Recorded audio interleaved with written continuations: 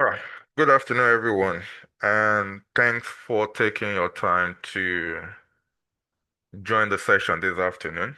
Um, I believe at the end of this session, you'll be able to take away one or two things that you can use to make valuable decisions, especially if you are considering transitioning to tech.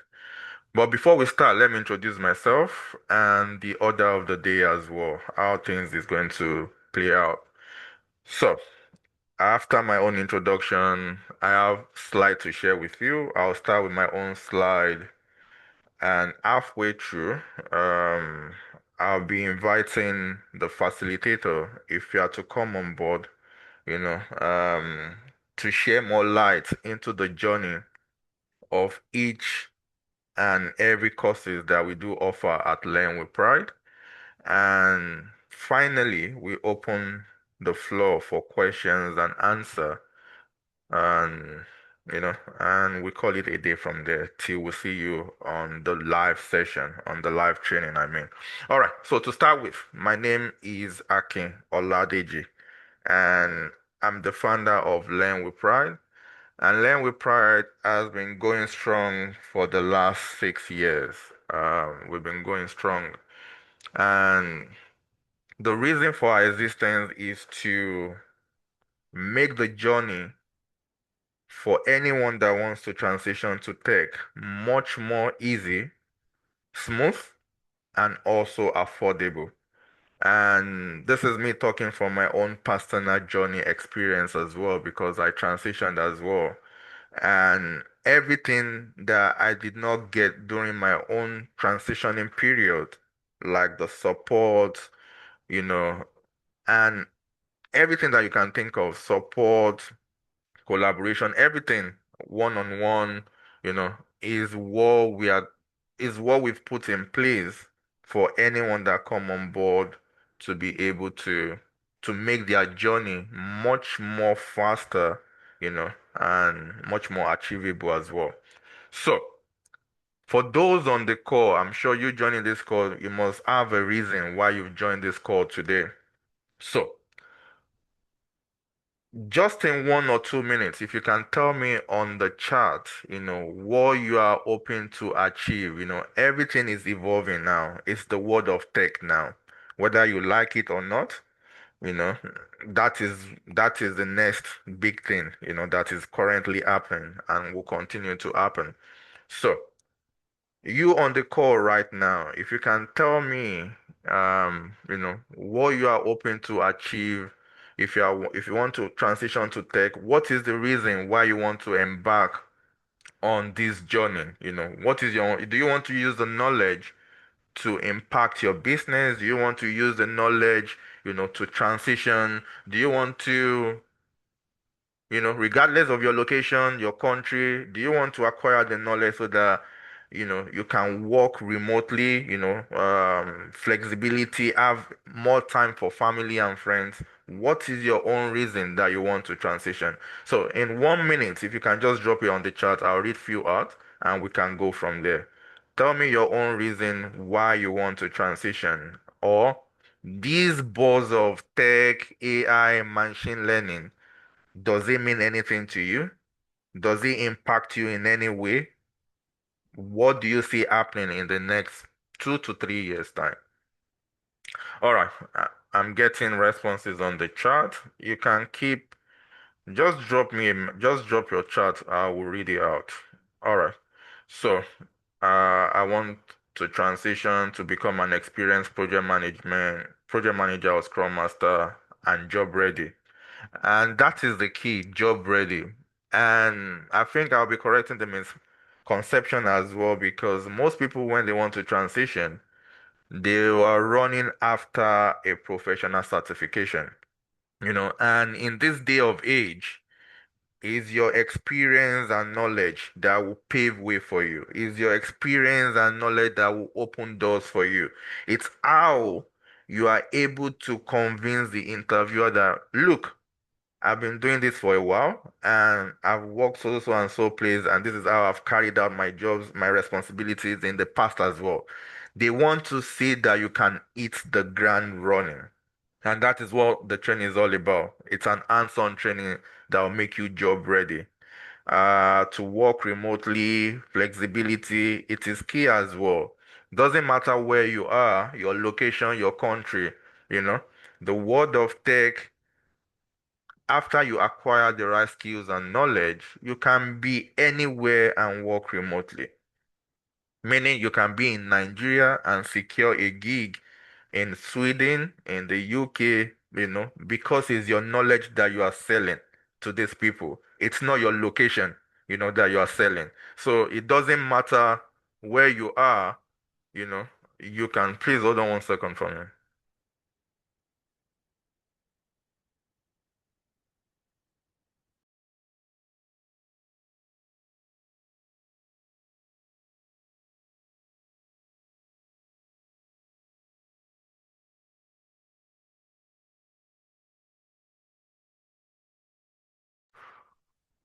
Hello, sorry about that. Yeah, I just had to attend to my daughter quickly. So it doesn't matter your location, as long as you have the right skills and knowledge, you can be able to transition and you can be able to work from any part of the world, especially with this day of age of AI and tech.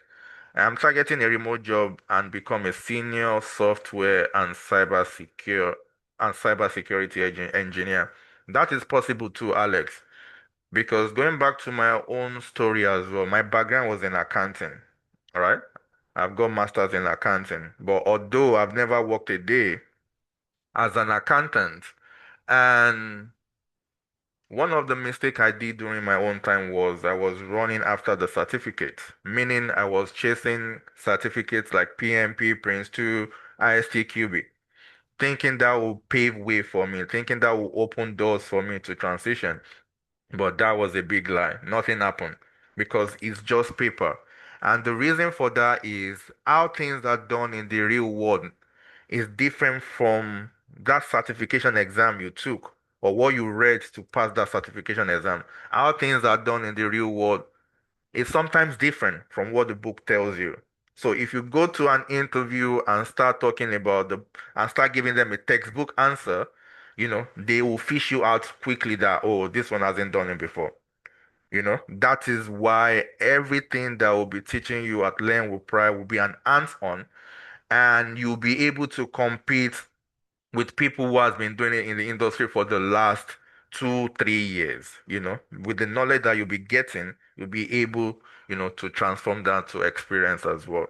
And finally, when I was able to transition, I'm addressing Alex's question now. My very first role, despite the fact that I've only embarked on a 3 month journey, my very first role that I secured was a senior software automation engineer because I transitioned to become a software automation engineer. So yes, dream can come true, but we need to work towards that dream to make it reality. You know, it's not a miracle. Despite the fact that God will bless the works of our hands at the end of the day, we must have done something for what is in our hands to be blessed and multiply. It's as simple as that. So yes, Alex, you can become whatever you want to become as long as you work towards, that goal, you can achieve it. I want to use the tech, I want to use tech in my field of data analysis in healthcare. Yes, it is possible as well. Healthcare is one of the many organizations, that processes a lot of data, meaning they will be requiring more of data analysts. So yes, it will be good if you can equip your skill. How do I get or gain experience one or one job experience? I will explain that. HSC profession, I want to know how project management will impact my profession. Okay. I want to transition to project management so I can be highly successful in my health and social care management at NHS. It is possible as well because of the many projects that they perform in NHS. Yeah, you know, they always require someone who is knowledgeable to manage those projects. Projects from maybe transformation, they want to change your entire system. Someone needs to manage that project to ensure that it is a success at the end of the day. So your experience will be highly, useful. And also, if you currently work in that sector, whether as a caregiver, whether as a nurse, you still have a transferable skill to become a project manager. That's why the fact that you are transferring to tech, because there are some terms and terminologies within the NHS or within the health sector that you understand that someone like me coming from a banking background wouldn't understand. So that makes you a subject matter expert already. And leveraging on that skills that you have already, it will be easier for you to transition to become whatever you want to become. So thanks everyone for if I say I should read everything, it will take a whole lot of our time. So the essence of this career tech day is to expose you and inform you, give you a valuable information that you can use to make up your decision. Because where majority are confused again is there are so many courses out there. Which one is suitable for me? Which one am I going to go for? Which one do I want to do? Which one is the right choice for me? And to answer that question quickly, we all have what we are good at naturally.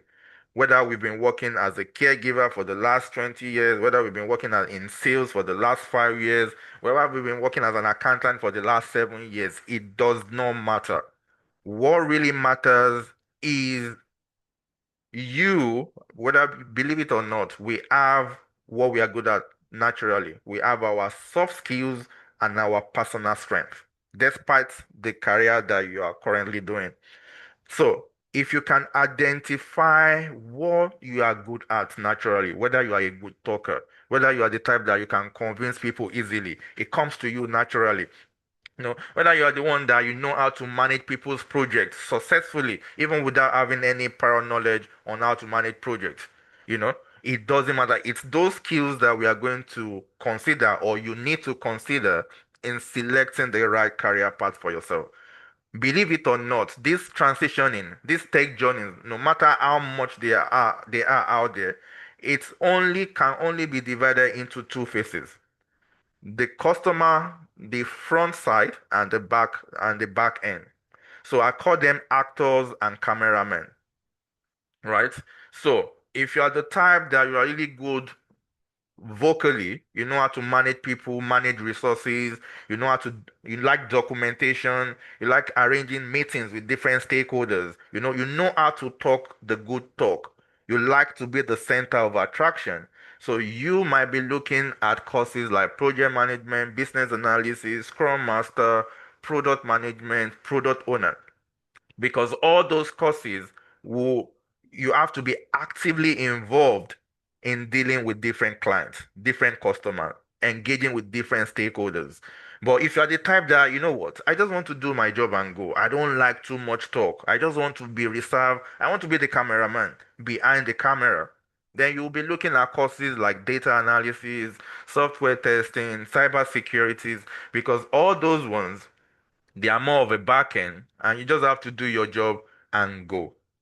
So if you can identify what your soft skills are, you'll be able to determine which career path will be much more suitable for you going forward. So this session will help you, to be able to identify that and make your decision as well. I've talked about myself, I'm the founder of Learn with Pride. I transitioned as well. And this whole Learn with Pride story started from my own personal transitioning journey as well. If I didn't transition, there won't be anything called Learn with Pride today. So it was when after I transitioned and I started training family and friends. As I said, I transitioned to become a software automation engineer. And I started training family and friends, not because I was nice, but because I cannot lose the skills I've already, acquired. So meaning I need to pass that skill to someone else. I need to continually train myself. And that was why, I started training family and friends jokingly, you know.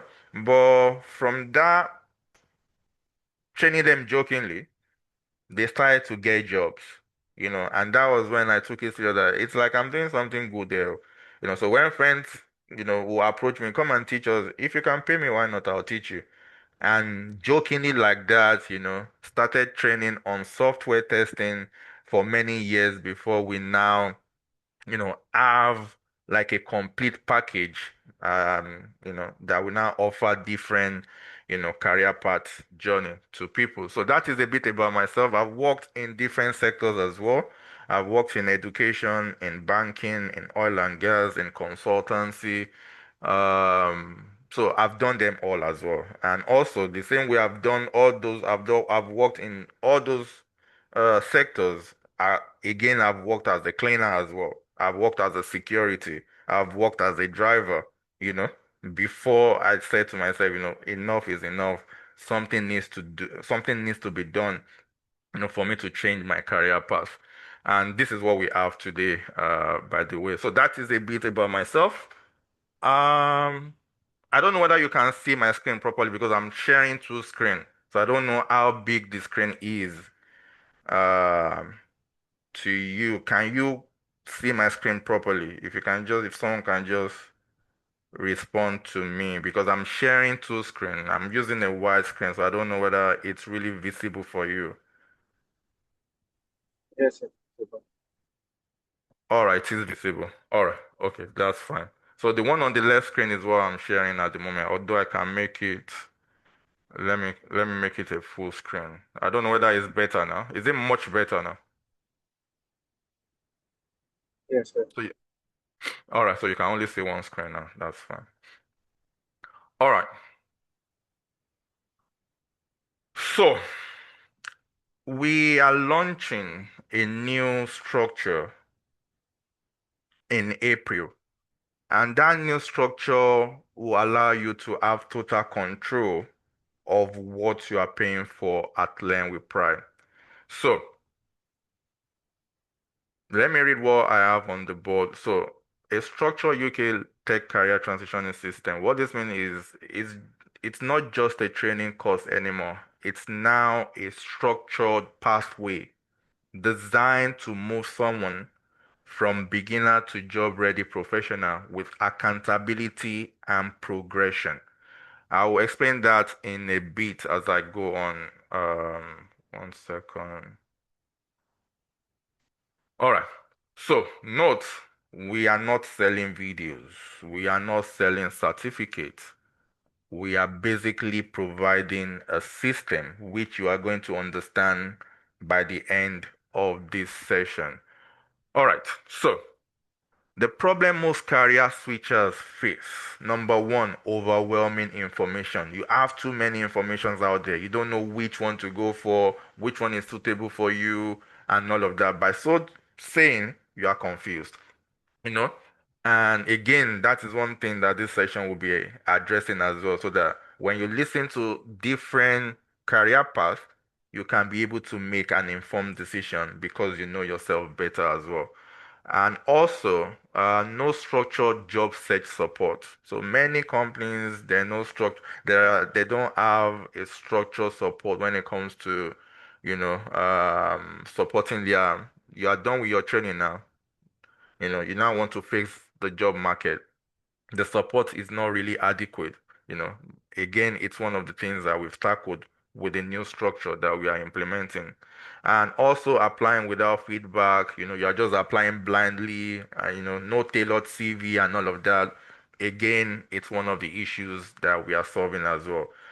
UK experience or any experience at all, again, is part of the issue. You are not getting the roles because you don't have experience.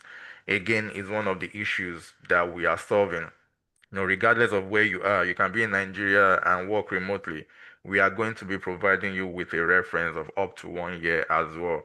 Also, many people are scared of they are done with the training, they are done with the project, but they don't have the confidence to start applying for roles, or interview confidence. The reason for that is, there's no reason. It's the fear of the unknown. You know, you are scared that do I know enough? And you can't put yourself to test if you don't put yourself forward. The only way you will know whether you are good enough, is when you put yourself out there and you start going for interviews, picking calls and going for interviews, because that is another learning curve entirely.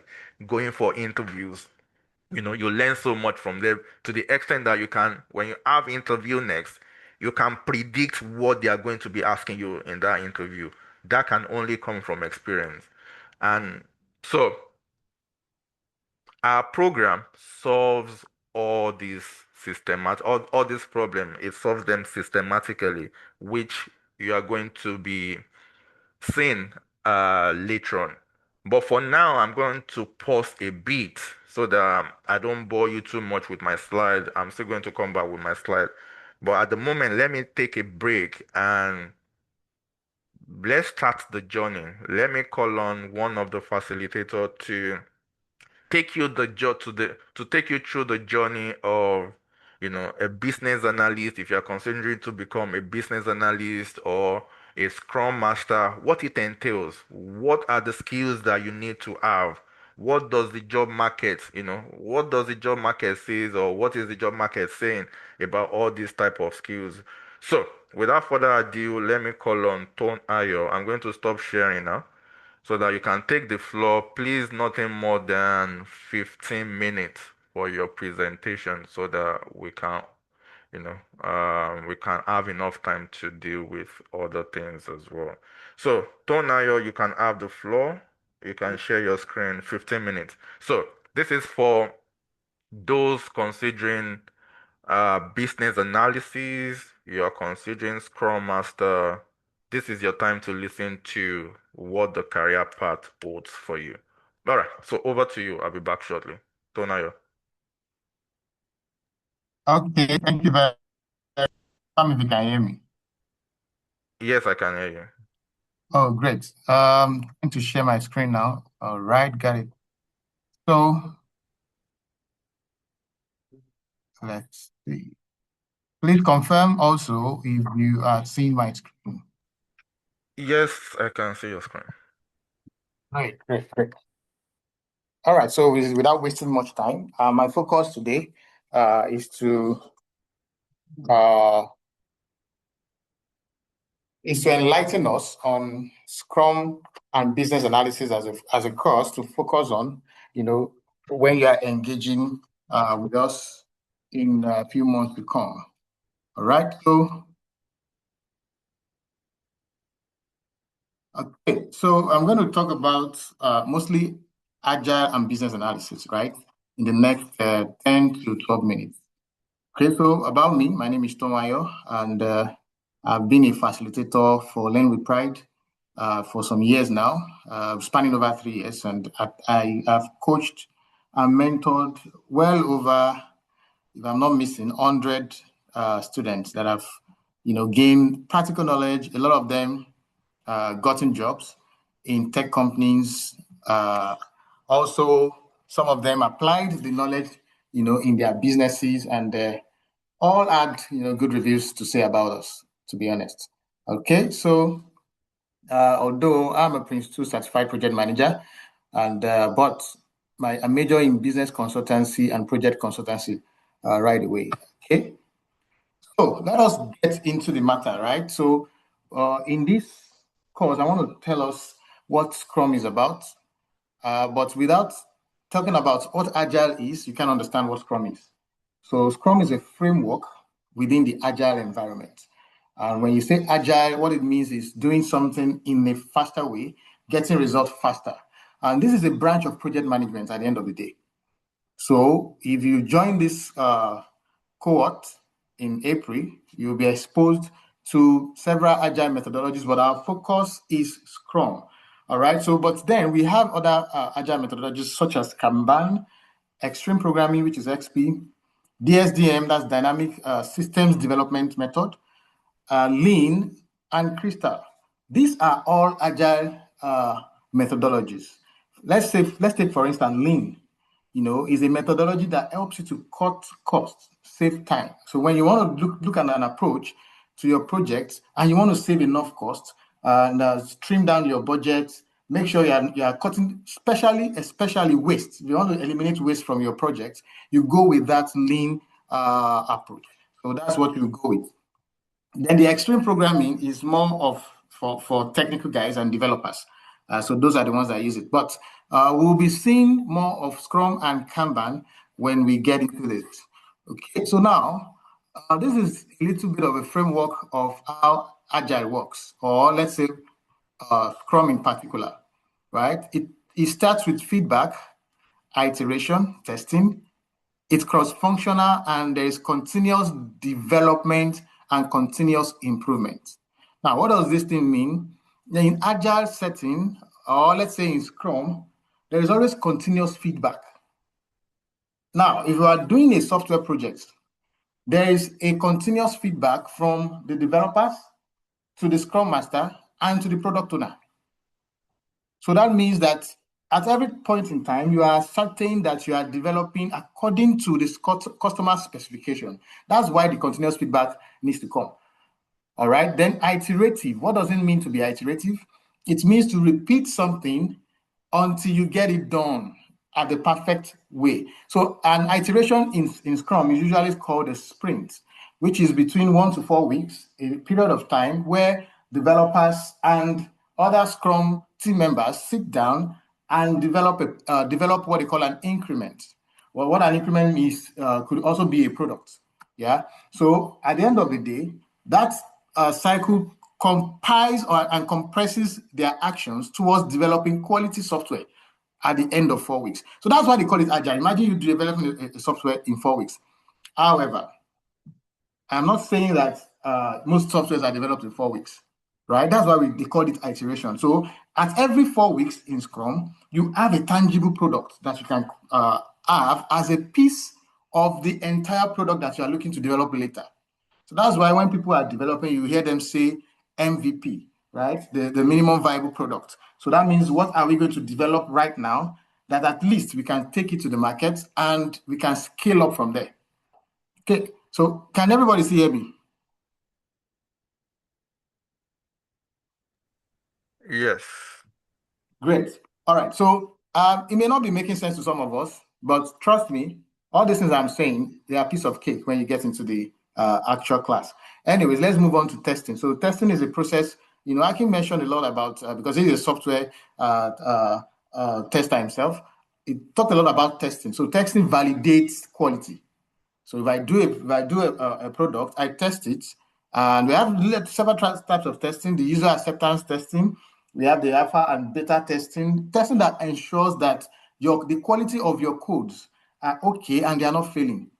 I can imagine someone launch an application on Google Play Store today, and you open it. The next thing is broken. You will not patronize, or you will not even go back to download that particular product again. So that's why testing is needed to validate that the codes are working fine. Now, cross-functional is one thing that you meet when you are working in an agile environment. What it means is that you will meet people that are from different discipline and background. I've had privilege to work with lawyers in development.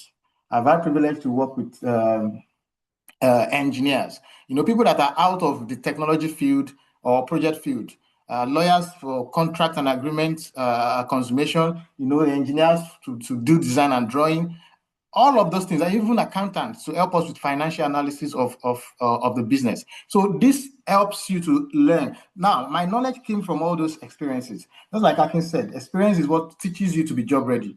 By working within those kind of environments, you are able to tap knowledge from a finance person, tap from a lawyer, tap from this and tap from that. And that's how you get yourself job ready. And the CDCI, which means continuous development, continuous improvement, is a system in the agile framework that ensures that you are continually developing. Even the products that Apple is doing today, for instance, the iPhone, you will see the iPhone 17 Pro Max, or all these phones keep coming up. What it means is that they do not stop at any point, but at every point there is continuous development.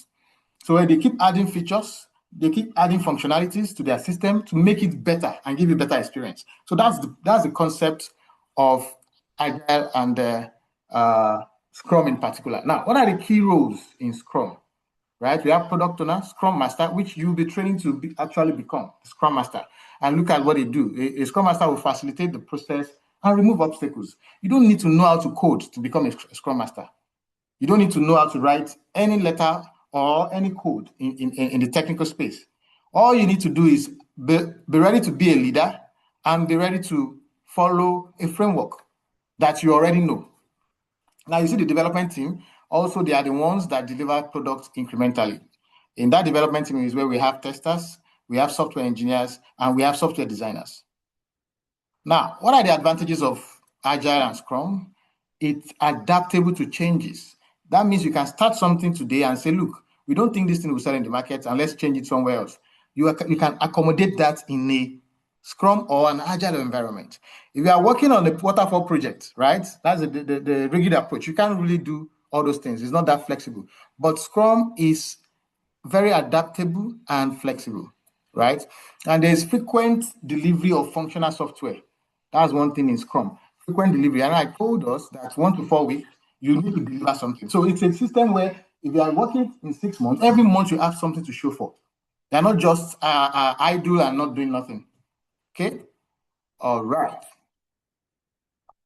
Let's go to business analysis because we have, I don't think I have so much time left. So now, what is the relationship between business analysis and Agile? That's what I'll tell you after this, right? So business analysis is that process of analyzing businesses, analyzes the case at which a business or the point at which a business is right now and trying to match it to where it's supposed to be. So if you're a business analyst, one thing you are is you're a consultant.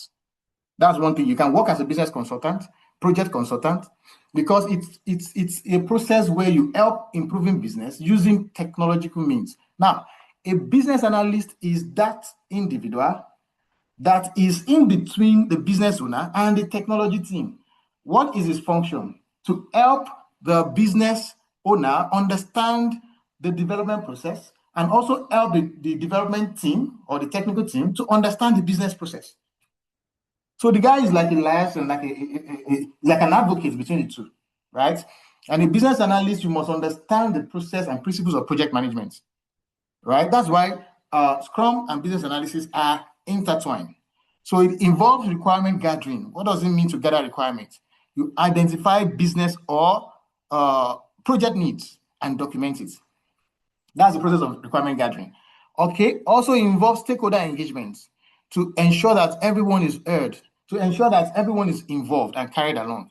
And also, it involves solution evaluation to assess and validate solution. Check the solution, assess it, validate it. So let's look at the comparison between, I'm going to skip the waterfall aspect. I'll just go to Scrum and business analysis, right? So when you look at Scrum, it's best for project that needs flexibility, rapid delivery, frequent changes, like software development, right? Okay, and business analysis is essential in any methodology you need, because I just told you the business analyst is in between the business owner and the development team. Their job is to ensure that everybody is in the loop. That's their job. Okay. When you opt to take this course, you'll be exposed to some software learning, right? For Agile Scrum, you'll be learning how to use Jira, Confluence, and even Miro, well, another software for drawings and all. And in business analysis, we have Tableau and Power BI. So those are the kind of tools that you'll be exposed to learning, as well as the theory aspect of the courses. And also, right, several to come up, and I'm sure I can talk more about that, right? Several projects will be coming up. And when I say projects, I'm not talking about a made-up project, right? Live projects.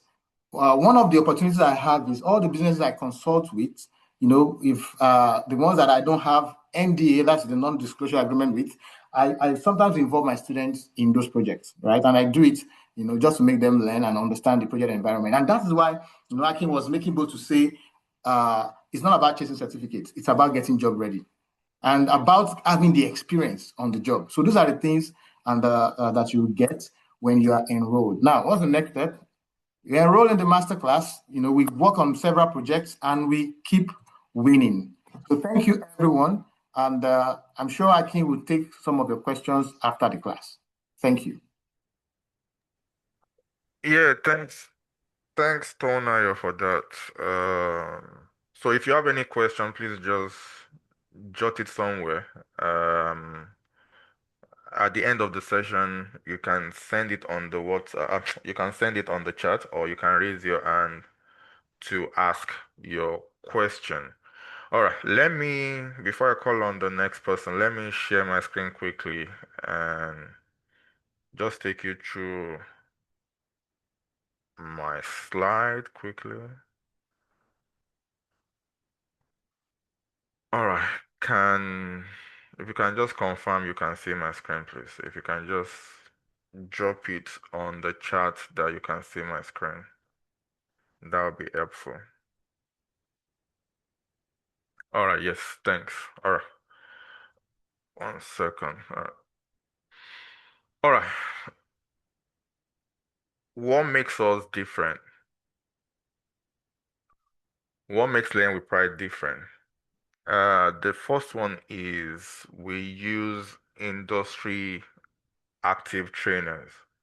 So all our trainers are currently, working in that role. So meaning they bring enough knowledge, experience, they are teaching based on experience. They are not teaching based on what they've read, you know, inside one big book like that. 1 second, let me participant. Alright, I'm managing multiple screen, that's fine. Alright, so the second one is the UK live experience. Regardless of the training that you embarked on, you'll be given a project to work on where you're going to get the knowledge and experience needed for you to transition to tech. And this is where I get most of the question, most of the time that, oh, we are embarking on a 3 months journey. We are embarking on a 2 months journey. We are embarking on a 4 months journey. Where do we get the experience, or how do we compete with people who has been doing it for the last 2, 3 years in the industry? Because uh, the way we train you, we are not training you that after our trainings, you start applying for an intern role. No. The way we train you is for you to be able to compete with people who has been doing it in the industry for the last 2, 3 years. And the only way that can happen, you know, is you need to be able to commit to the process. You need to be able to devote your time, energy, and sweat into that process. Meaning you have to devote certain hours of your day, whether it's 1 hour or 2 hours, for the duration of the program, to do something on the journey, to go above and beyond what has been covered in class, to do your own personal learning, because you can never restrict your learning to 1 day or 2 days a week. Your learning has to be an everyday journey. If you can do that, I can tell you, you'll be able to compete with those who have been doing it in the industry for the last 2, 3 years as well. And also, as I said, we give you up to, because we'll be working on our project as well, we'll be able to give you up to 1 year work reference as well. And also, we have a structured progression model. So there's a clear stages of you learn, you practice, you apply, and you secure a role. And also, I'll be mentioning this at the very end of my presentation. We just implemented a game changer in the industry as well for any serious student that wants to transition to tech. Something that will provide you with a 24/7 support, regardless of when you are doing your personal learning. Whether it's at 2 a.m., whether it's at 5 a.m., whether it's at noon time, it doesn't matter. I'll talk more about that at the end of my session. And also placement focused accountability system. We track applications, interviews, and improvement, not just course completion as well. So we have two different phases, or structure, so to say now, which I'll talk about as well shortly in the next slide. So we have the foundation and we have the career accelerator. That is the tool structure that we now have.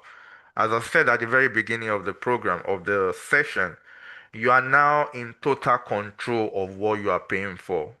you know, compared to before our old structure, this mm, takes you to the driver's side, the driver's seat. You are in total control.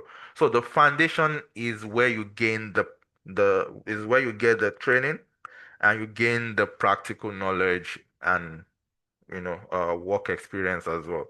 So the foundation covers the training plus the project, right? The career accelerator, so it now depends on which training that you are going for. Take for example, if you are going for project management, right? The project management will take you 3 months to complete. 1 month for the training and 2 months working on a project. So with the foundation now, it's now on a monthly subscription now, meaning you can subscribe 1 month at a time. After 1 month, you can decide that you know what you don't want to do again because it's flexible and you can cancel at any time.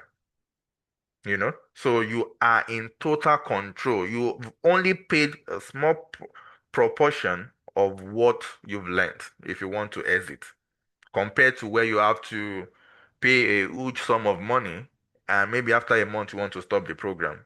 Your money will be difficult to collect back, right?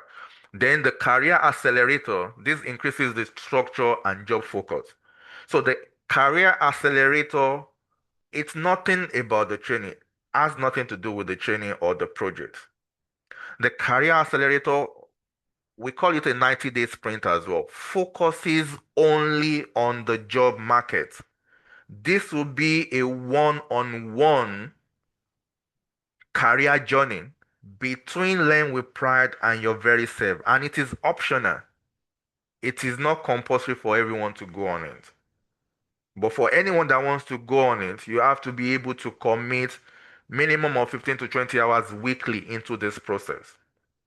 And also, compared to the foundation, this one is not flexible. If you are embarking on that 90-day sprint, which we call the accelerator, you are seeing it all through 3 months. You are going to be on it for 3 months. And as I said, that focuses on job market. You are applying for roles, and we tracking every roles that you are applying to. You know, how many applications have you submitted? The companies you've submitted it to, how many have called you for interview? We are going to be tracking every single day what you are applying to. Also, there will be a one-on-one mentorship every week as well. Also, every 2 weeks, there will be an interview preparation with the candidate as well. Again, everything is one-on-one. The sole purpose of that is that within these 3 months, we want to be able to attack the job market and apply to as many jobs as possible, get as many interviews as possible, and at least land one role within that 3 months. That is the sole purpose of the accelerator. So it's only the people, you know, um, that wants to walk a one-on-one journey with us. As I said, it's optional because that only focuses on the job market, tackling the job market, you know, and that comes with CV revamp, that comes with LinkedIn optimization, that comes with cover letter, everything to aid your transitioning journey. That is what the accelerator focuses on. Right. All right. And at the bottom, you can see students don't need to commit heavily upfront, but can upgrade. So you can upgrade to accelerator if you want. But the foundation is what would give you the fundamental knowledge that is required for you to start applying for a role. Anyway, all right. Before I continue, let me let me stop sharing again and call on the second facilitator, right, to take you through the journey of data analysis. So if you are considering transitioning to become a data analyst, and you don't really know what the role entails, how to go about it, what are the things that you need to put in place for you to become a data analyst? Or the question, can you even become a data analyst? You know, this will take you through their day to day, what they do, and the career progression as well, working as a data analyst. So without further ado, it's when, please, nothing more than 15 minutes. Over to you.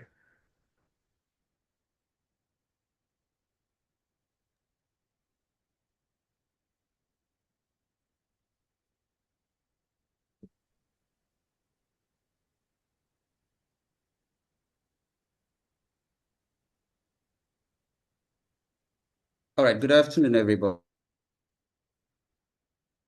Yeah, good afternoon. Why data analytics is a choice career in 2026. I'm going to digress a little, but much of data analytics discussion will be done when we get into proper class. All right, my name is Iene Ichwen. I hold a degree in computer science. I've been in the data ecosystem for the past 7 years plus. So I've been privileged to work in different sectors, including retail, e-commerce, fintech, logistics, and I'm currently working in the insurance space. All right, so I'll be taking us through the journey of why data analytics is a choice career in 2026. Please, I want to stick to what is on the slide so I can also stick to the allotted time. All right. Okay, so if you look at my slide, you see that an average senior analyst earns about $198,000. All right, and we have about 35% job growth rate, and we also have about 6 million plus data analytics role being open globally. That's yearly. All right, let's proceed. Okay, so what are we going to be looking at within this short session? All right, I want to take us through a structured journey from curiosity to career ready.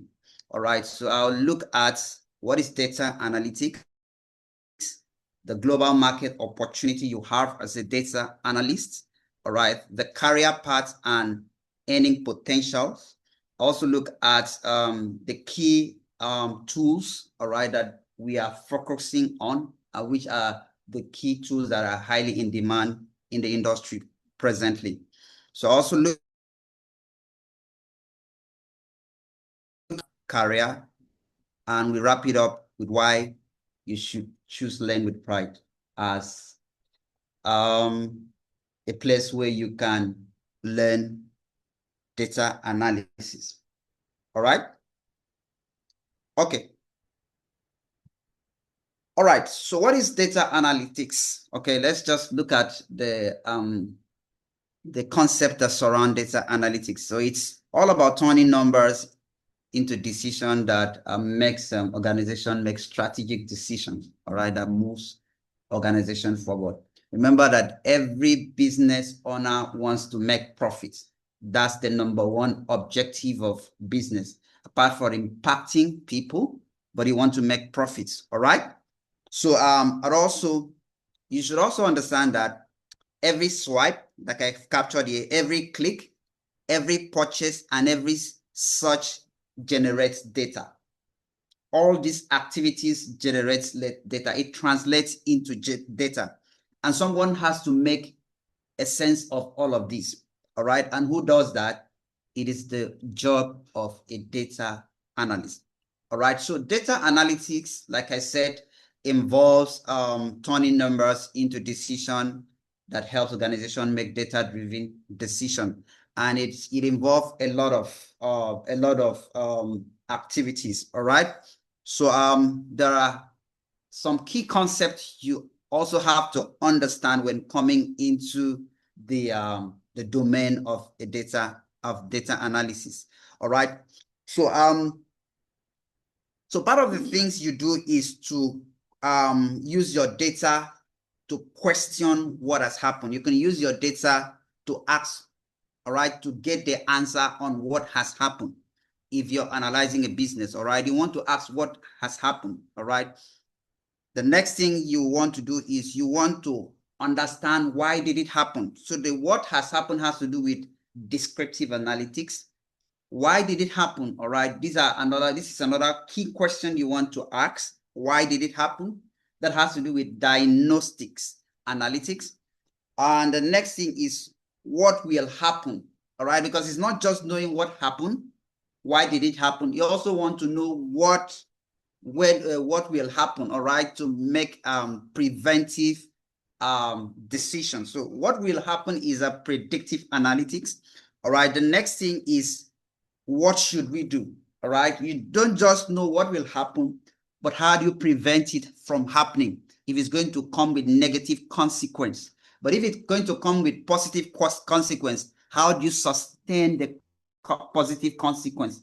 And how do you replicate it? All right. So that has to do with prescriptive analytics. So all of these classification, the descriptive, the diagnosis, the prescriptive, and the predictive together makes up what we call data analytics, turning numbers into decision that helps the organization makes strategic data-driven decision.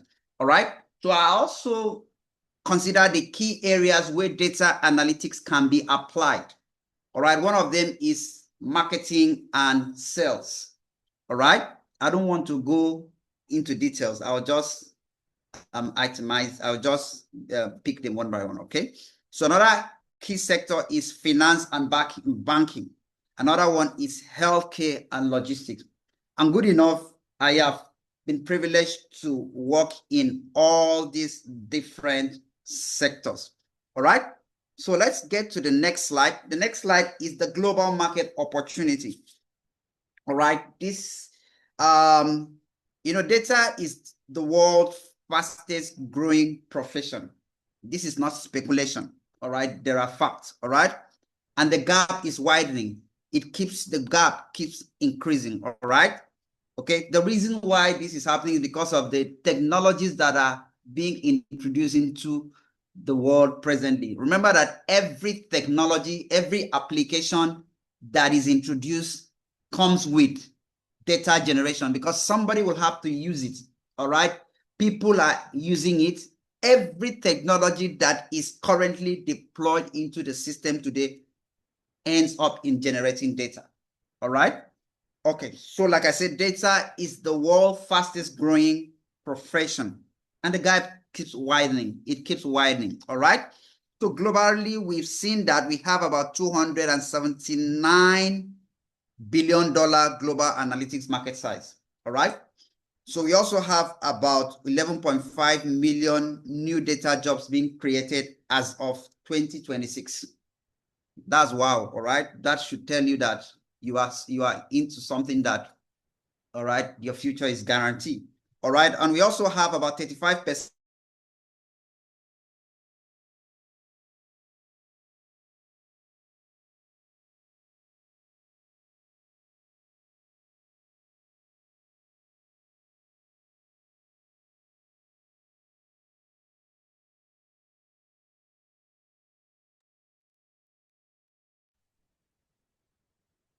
Hello, it's when we can't hear you again. If you can hear us.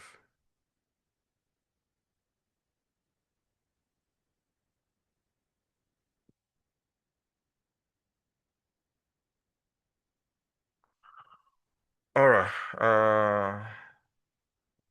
Is it reconnecting?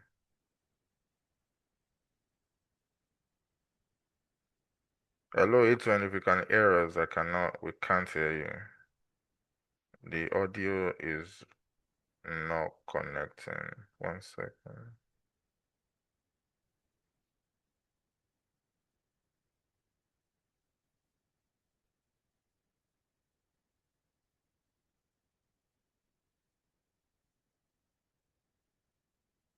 Hello, it's when your audio is not connected. Oh, it's connected now. Can you hear us now? Yeah, I can hear you. Can we all hear me now? Yes, we can Is hear you. everybody hear me? Okay, please, sorry about that. Okay, so I was talking about the global market opportunity. All right. So I said that currently that the global analytics market size is $279 billion. All right. That's wow. So we have about 11.5 million new jobs, data-related new jobs being created. All right. And we have 35% faster than other career. All right. Than an average, faster than an average career growth rate. All right. So that gives you that assurance that the career path that you want to venture in the future is secure. All right. So as we progress, I will address some question in our mind as we progress. So you can see the trend. You can see that we don't have any decline. We don't have any stagnation. It's on a progressive path. All right. The career is a progressive career path. All right. Okay. So let's take the next slide. All right, let's look at the career advantage and earning potential. All right, so data skill unlock one of the most rewarding career trajectories available as of today. I've already said that. So if you can look at it that even at the entry level is considered the year interval of 0 to 2 years. You can see at the entry level that you're doing very well. All right, a data analyst does very well.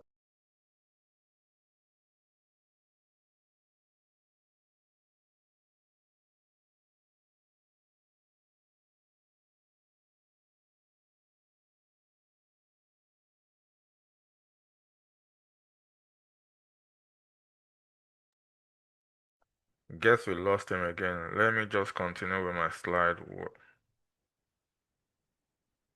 till he comes back. 1 second. Let me.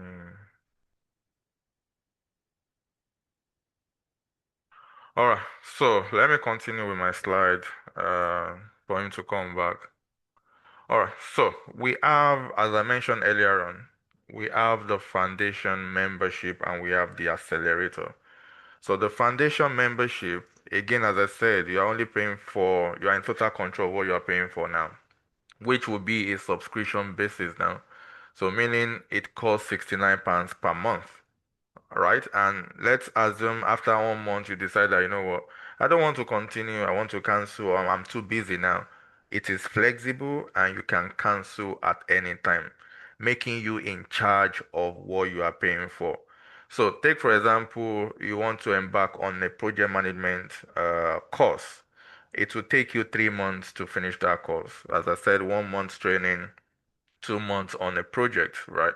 If you are done with the training, if you don't want to do the 2 month project, you can stop at that. But if you want to continue to the very end, that means you'll be subscribing £69 per month, for 3 months. So meaning, and what you are getting, it is self-paced because every session is recorded as well. You can always go back to your LMS and rewatch. Also, there'll be a weekly live training as well, and also a UK style project is included as well. Among other things, other benefits are there, which I'm going to talk about later on as well. But as of now, that is what you are getting with the foundation membership. Again, the foundation will cover the training, the project, the know-how before you can start applying for a role, right? And also, there will be community and portfolio guidance, yeah, as I said earlier on, you can cancel at any time. So this tier is about skill building and preparation, right? This is what will set you apart. This is what will prepare you for that job market. You can't start applying for job if you don't know what the role entails. At least you need to be confident 40-50% before you can start applying for role. And this is what this stage will do for you. It's when are you back? I can see you. Can I see you? No, I can't see you. No, it's not back. All right. So that is the foundation stage. So who foundation is for? It's for people exploring tech and needing structure without heavy pressure, right? You want to embark on a journey and you don't have too much to commit to start with, you know, this is for you. But it is not enough alone for placement. That is where the accelerator comes in. But the accelerator, as I said, it is flexible. Sorry, the accelerator is optional. You know, it is not a must for you to go on the accelerator. If you know you can be disciplined enough to apply for roles yourself, to give yourself, that ultimatum that, you know what, I give myself 2 months, 3 months. If you can do that yourself without needing anybody's motivation, why not? The accelerator, you don't need to subscribe to that. So the accelerator, career accelerator, down is £99 per month. We call it a 90-day sprint as well. As I explained earlier on, what that focuses on is the job market, how we can get you into the job market within 3 months. So this journey will be a one-on-one journey between ourselves, Learn with Pride, and you. Everything you apply to has to be accountable for. There will be no room for excuses. Some of us, we are scared about, oh, I don't want to pick up the call for the interview. I don't know what they're going to ask me, or I'm too busy. And it's like a lottery. If you do not play, you cannot win. If you don't apply for roles, there's no way they will call you for interviews. And also, there's no how you're going to land that job at the end of the day. So the career accelerator will work one-on-one with you. There will be more weekly mentorship. You can schedule a call. We get on the call with you to, clarify anything, to answer any concerns. Also, once every 2 weeks as well, there will be interview preparation. We are working every day, tracking every day what you're doing as per the job application. And it also comes with CV revamp, LinkedIn optimization, cover letter, among other things that you benefit from, even if you only go with the foundation. Even if you go with only the foundation, you still get up to 1 year reference, you still get CPD and ACTD accreditation certificate from the UK and from the US. And they are both recognized in over 100 countries. You still get mentorship, you still get our support, you still get CV review, But just for the people that wants to go on that one-on-one journey, that wants to give them the target that, oh, within these 3 months, I want to tackle the job market. It's all about consistency, and that is what many of us are lacking. You know, if something is not working in 2 days, in 3 days, we give up. We say, you know what, let me just go back to what I was doing gradually. I'm tired of this. In this process, there is no retreat, there is no surrender. If it can happen for my very self, with determination, commitment, anybody can achieve the same goal as well. And we are there to support you all the way.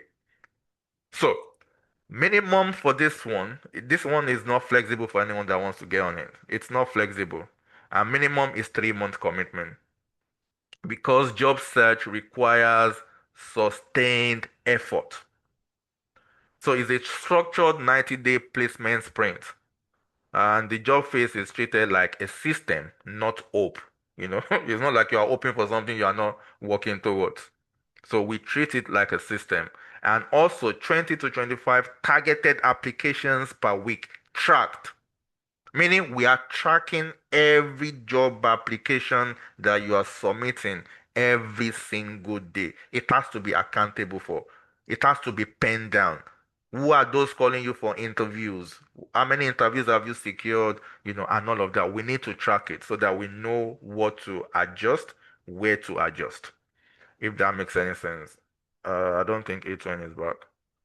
That must be very serious for him not to be back. Let me check. 1 second.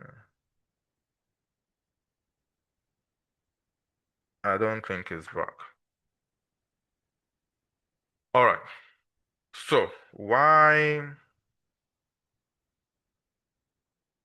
Okay, let me finish this slide and I can call on someone else. All right. So For the career accelerator, as I mentioned, there will be weekly CV and LinkedIn optimization, constant improvement. There will be mock interviews slash accountability, preparation plus confidence plus feedback loop. And this is where outcomes increase significantly. Right, 1 second. I think something is wrong.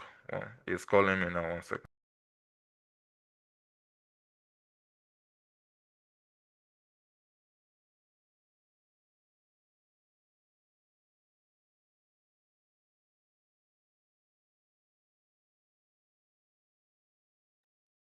All right. So let me take a pause now and let me call on the next person to present. And this is for people that wants to break into project management or you want to break into product management. This is your opportunity to learn what the trade entails and decide whether it's the best career path for yourself. So without further ado, Michelle, over to you. Hi everyone. Can everyone hear me? Yes, I can hear you. Okay, perfect. Um, can you see my screen? Yes, we can. Okay. Hi everyone. Good afternoon, wherever we are joining from or morning. My names are Nkirka Michelle Achapo, practicing product and project manager. I'm entering my 7th year this year, so I have been doing this for a minute. I have worked in industries ranging from e-commerce to education to IT services to software as a service. I'm now in a fintech slash business management company. I also have a background when it comes to marketing, cybersecurity, and I have been integral to the launch of around 7 products into the market, as well as the management of over same 7 of said products. This includes iterating releases of new versions. Funnily, to show you that you can break into tech from anywhere, I read banking and finance from in uni, but I was able to join a company that gave me the opportunity to make the switch early before people even knew about this career. And I have seen so many people make same switch and do great wonders within this field, specifically product management.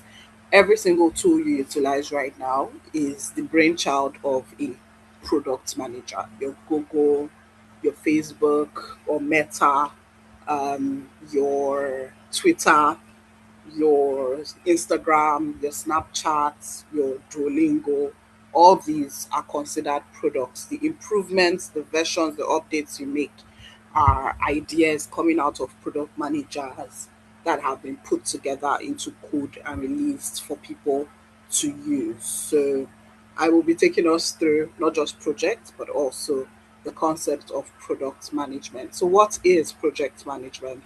Project management is the use of specific knowledge, specific skills, specific tools, and techniques to give or deliver something of value. Usually, as a project manager, you are tasked with planning, coordinating, and ensuring that a project is carried out without hindrances, sticking to your budget, sticking to your guidelines. So it really is very mechanical in nature.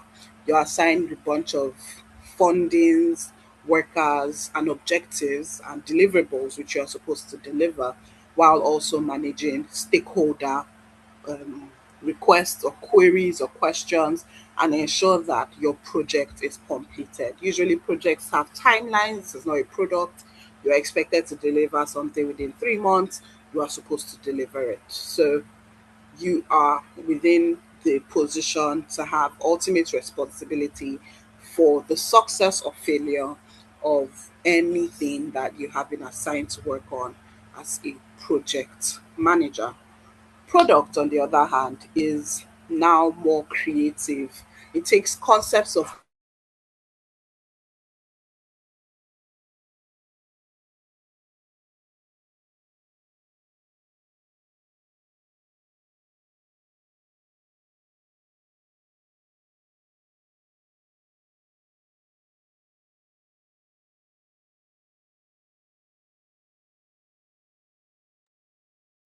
Something.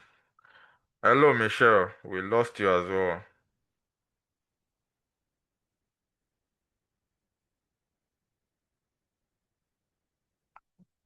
Hello, Michelle. If you can hear us, we cannot hear you.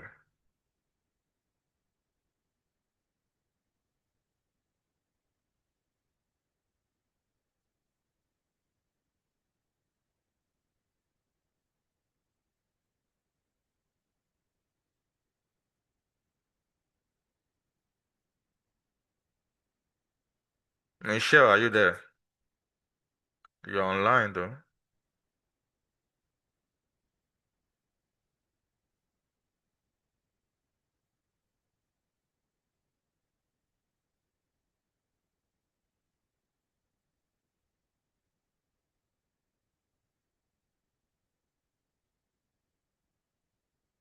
Hello, Michelle. Can you hear me?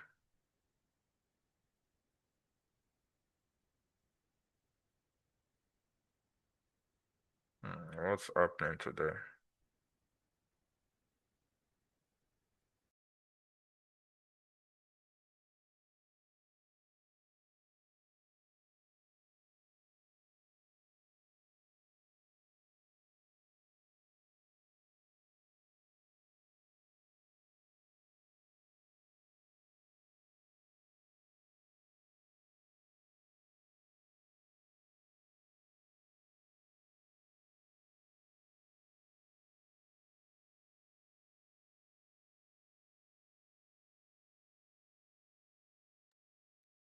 Oh, I don't know what's going on. When are you there?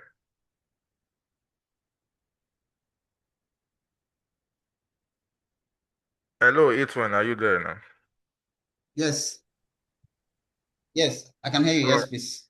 all right. We lost Michelle. I guess maybe we just have to continue with you now. I don't know Yeah, what is going on. yeah, can we all hear me? Yes, I can hear you. So let's continue with us. So let's continue with the data analysis. Why? Okay, Michelle has dropped out. All right, let's continue with data analysis then.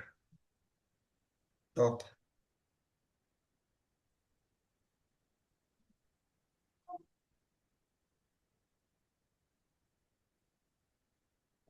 You can share your screen. All right.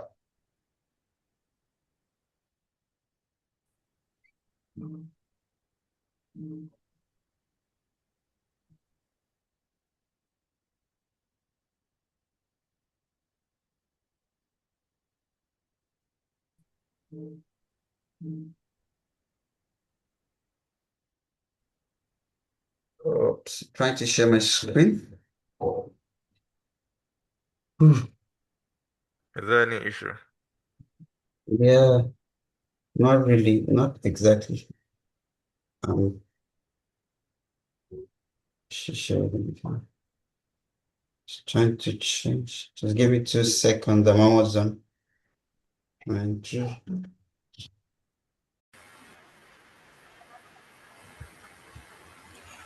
All right. So, apologies. My device is having a bit of an issue for some reason.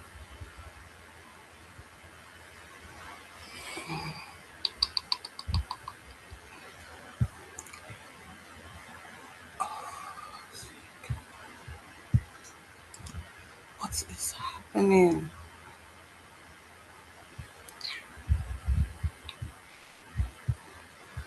We can see it now, though. You can see it now. My Microsoft Word is acting up. Keeps going to this last slide. I can't go anywhere else.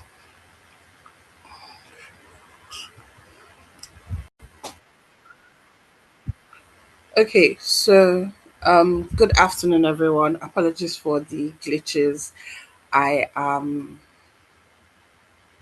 using a different device than I normally use. This will not happen in class at all.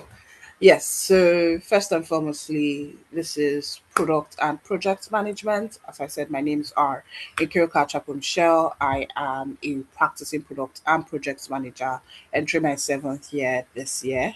And I was giving us a bit of insights into what is product management, what is project management.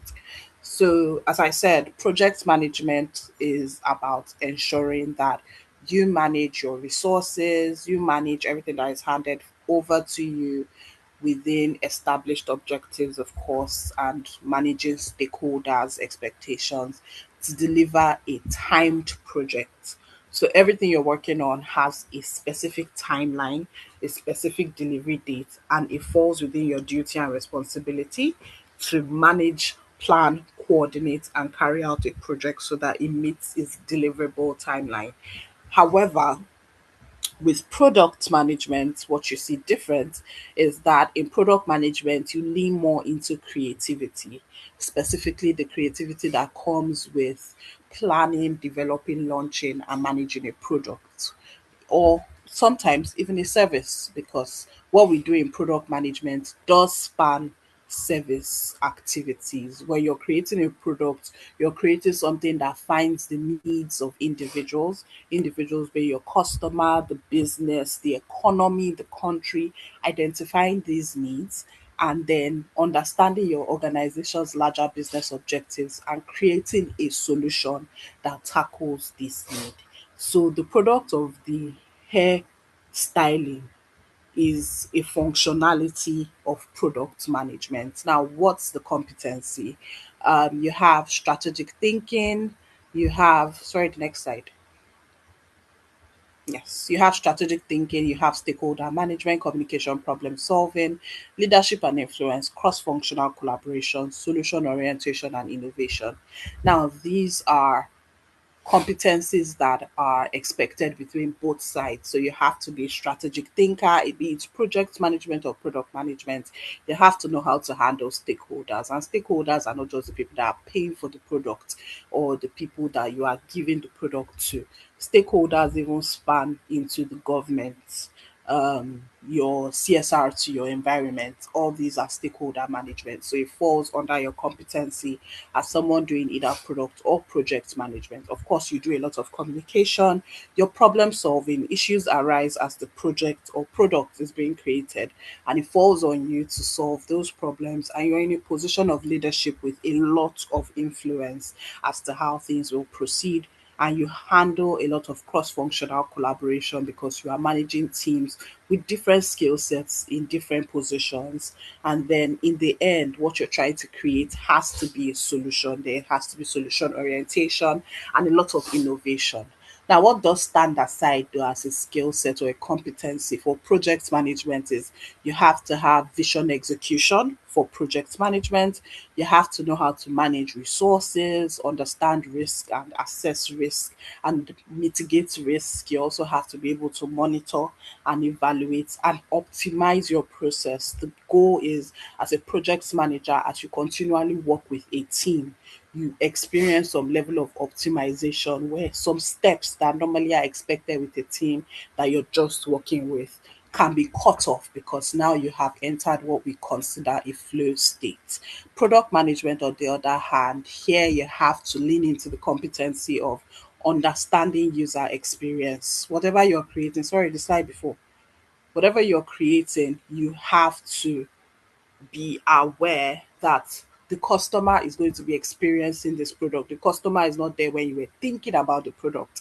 The customer doesn't have any insights into your strategy. So whatever you're creating has to be something that the customer on their own can seamlessly utilize in whatever you are developing or launching. Also, you tend to have to trade off a lot and prioritize a lot.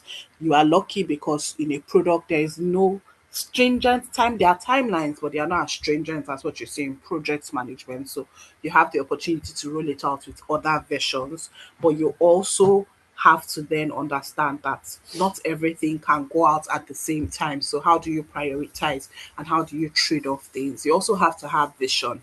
Whatever you're creating it with the understanding that this thing is to stay in the market at minimum 20 years.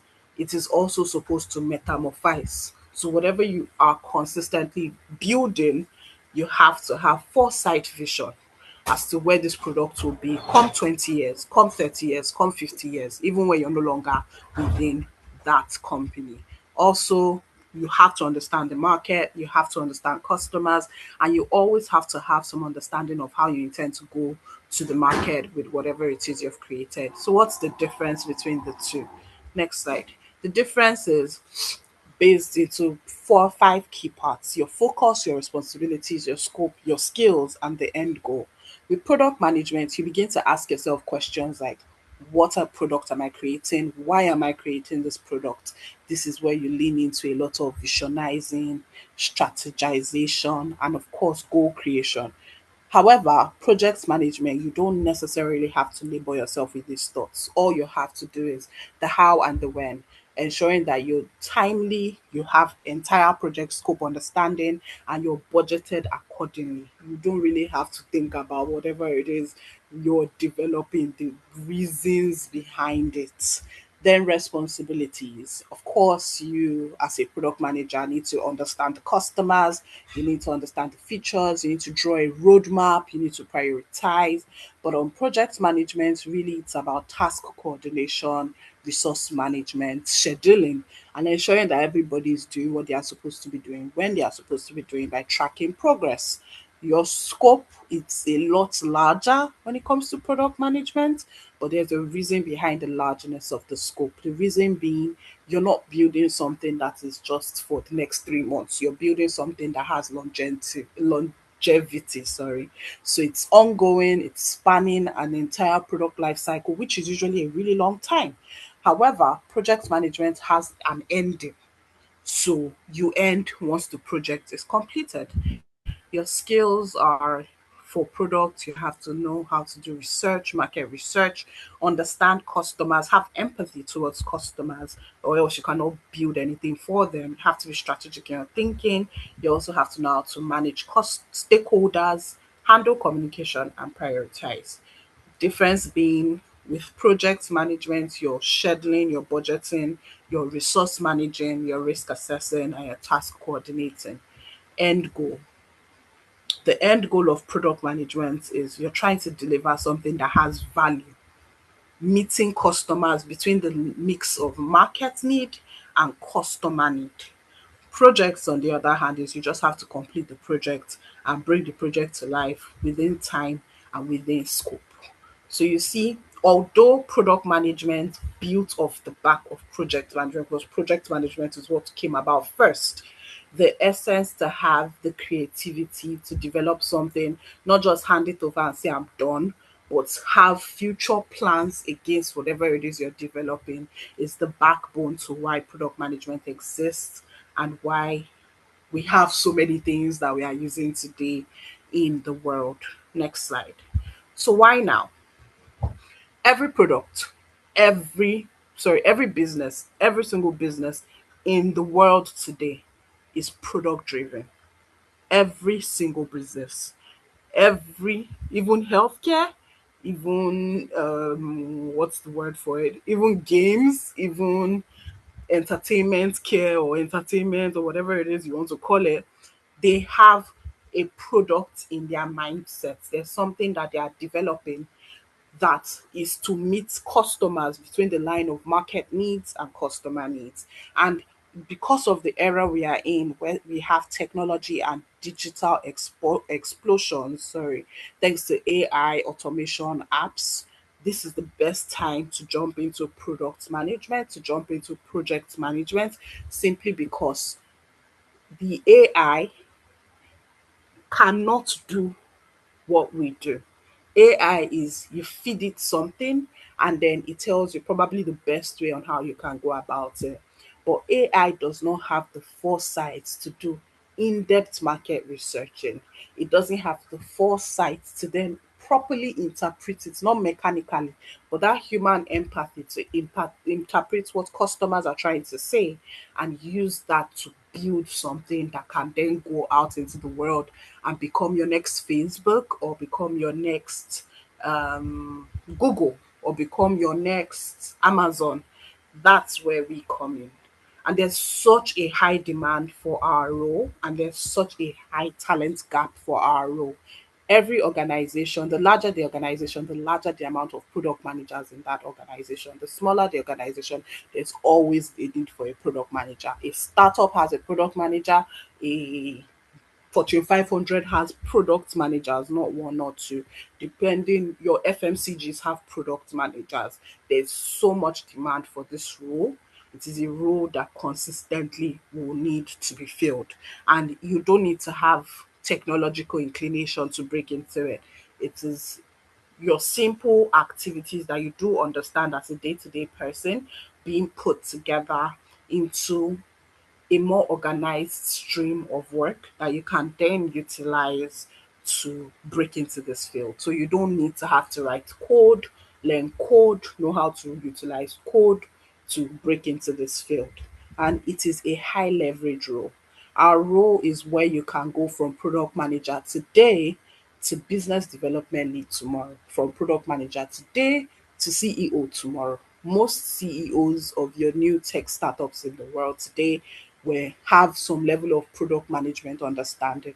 It is because what we do spans so many fields. We have ourselves in so many fields that by the time you have understanding of how the different factions work, you can actually run your own company with ease. So it allows you break into even entrepreneurship if that is something you want. So we have a high leverage role that has a lot of influence as to what gets built, how resources are used, and even the outcomes. Most times, if you have conversations with senior leadership, there's a lot of expectation on your end because you understand the customers as to how the product should be going, where the product should be going, what is your strategy behind the product, and a lot of trust into whatever it is you're building because there's an expectation that you understand the level of influence you hold over a product or a company's success as a whole. Also, we're in the boom of startups. There is a new startup launching almost every week within the world that we are in today. And each of these startup needs a product manager. Again, back to the fact that AI is increasing the need for PMs. AI can never do what we do when it comes to decision making, as well as user understanding and trade-off prioritization. That is where we will forever be when it comes to what AI is phasing out and what AI is allowing stay. Our career is also very flexible and there's a lot of growth. As I said, you can transition into leadership really quickly of a career in product and project management, sorry. And you also learn the user, you learn the business, and you learn tech all at once. And with this, you can start immediately. There is no drama behind it. Next slide, please. So, what's the growth pattern in career within project management? I have drawn out how you can start from being just a coordinator to an associate PM to the vice president of project management. And these things usually span at max 10 years. That's the career line that you could go into. This is of project management. But for product management, next slide, please.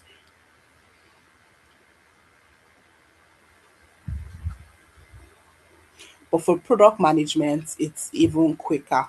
You'd notice that within your third to fourth year, you're already in a prime position to start assessing senior product management roles. And because, as I said, product management is such a large umbrella, you can then choose to specify at this point. So you can choose to specify as a Scrum Master, a product owner, a UX researcher, a UI UX designer, a product specialist, a technical writer, a marketing person, so a full-on marketing manager, a growth product manager, an analytics manager. This leans closely into data analytics, SEO manager, and so on and so forth. Because what we do is literally a combination of all these roles collapsed into one to fully understand a product's life cycle from an idea to launch. Next slide. And even post launch.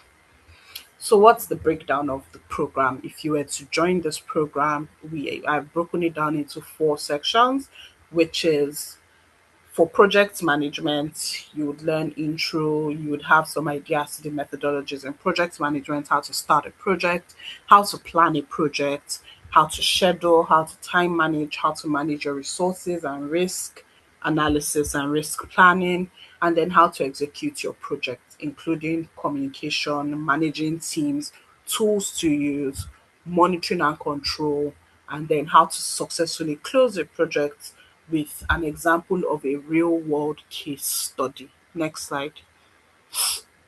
For product management, on the other hand, we will delve into what is product management, how to go about doing user research and problem discovery, and then how to define your products, how to strategize, how to think and wireframe when it comes to user experience, how to create product requirements and backlogs, understanding the agile product development, which is building and shipping of your products, how to work with teams, how to launch your product, how to look at the matrix and interpret the data and analytics appropriately, and then how to continue to grow and iterate your products. Final slide. So this is broken into about 2 months, and I believe that we could, if we within 8 sessions, we should be able to cover for each month project and product management. And we'll look at tools like Figma, Jira, Trello, your Plot.io, and as well as the different docs that you could utilize when it comes to handling product activities. That's all for today. Thank you very much. I will be available to attend to questions as they come in at the end. Yeah, Bye. thank you for that, Michelle. And again, apologies for people online about the glitch. You know, these things is beyond our control sometimes. And most of the time, when you start presenting or when you start working in tech, you realize that it's when you want to present that this problem, surfaces. But again, we do apologize. All right, it went over to you for data analysis. You can continue. Thanks.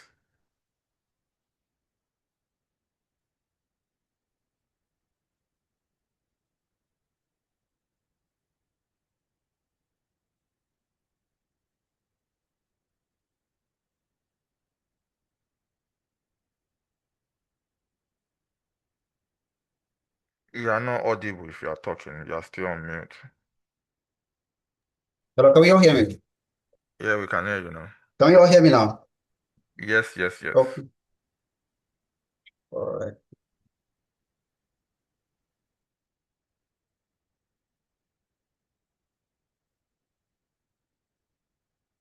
All right. So first of all, let me apologize for the mix-up. I think rightly said, network has been a little poor today. Sincere apologies. So I'll just run through what I started.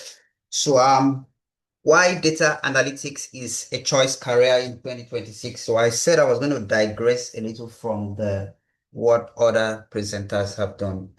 Okay, so I'm just going to throw a little light to you on why you should choose your career in the field of data analytics and why you should also consider Learn with Pride as a platform for learning. All right.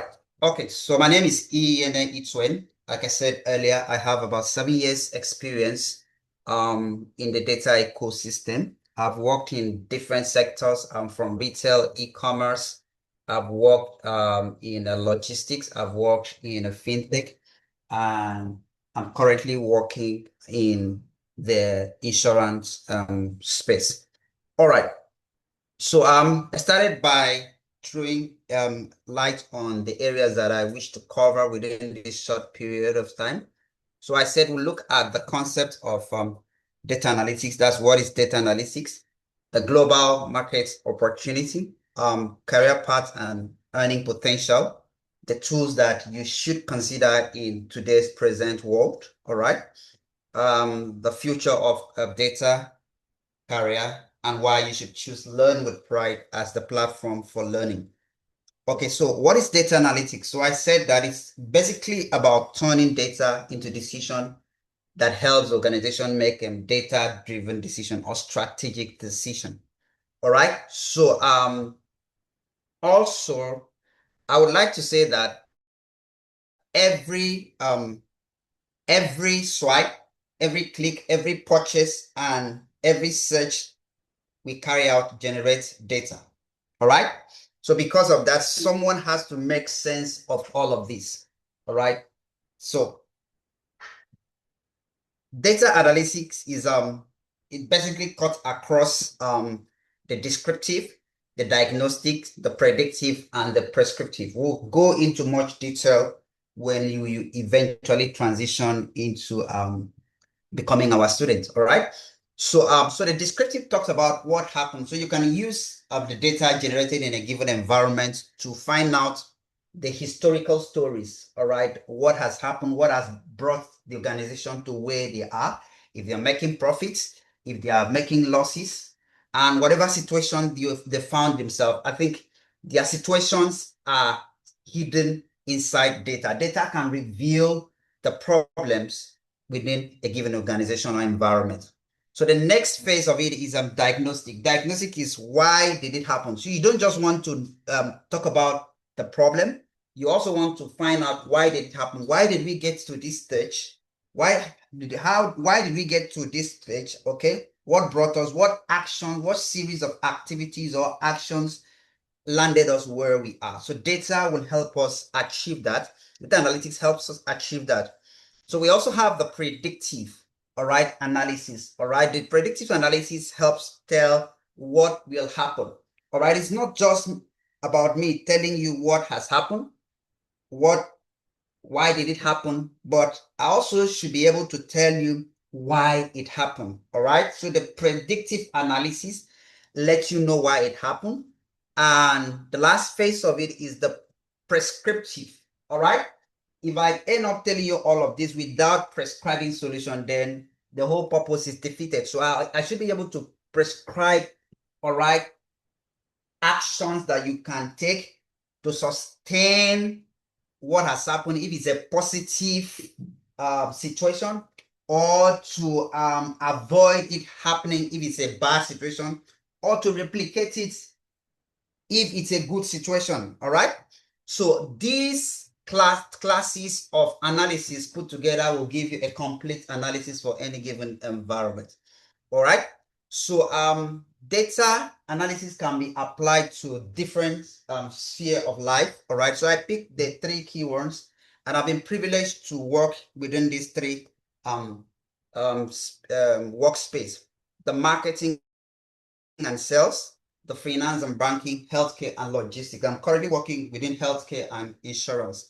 All right. So when we get into proper class, we'll pick one of these and discuss, all right, the domain knowledge and how we can perform analysis based on the data within this sector. All right. So let me quickly get to the next slide. The next slide is the global market opportunity. All right. So it's not just about talking about data analysis. You just also have to know, if you invest the money to learn this skill, what the future holds for you. All right. So the global market opportunity, data is the world's fastest growing profession. All right.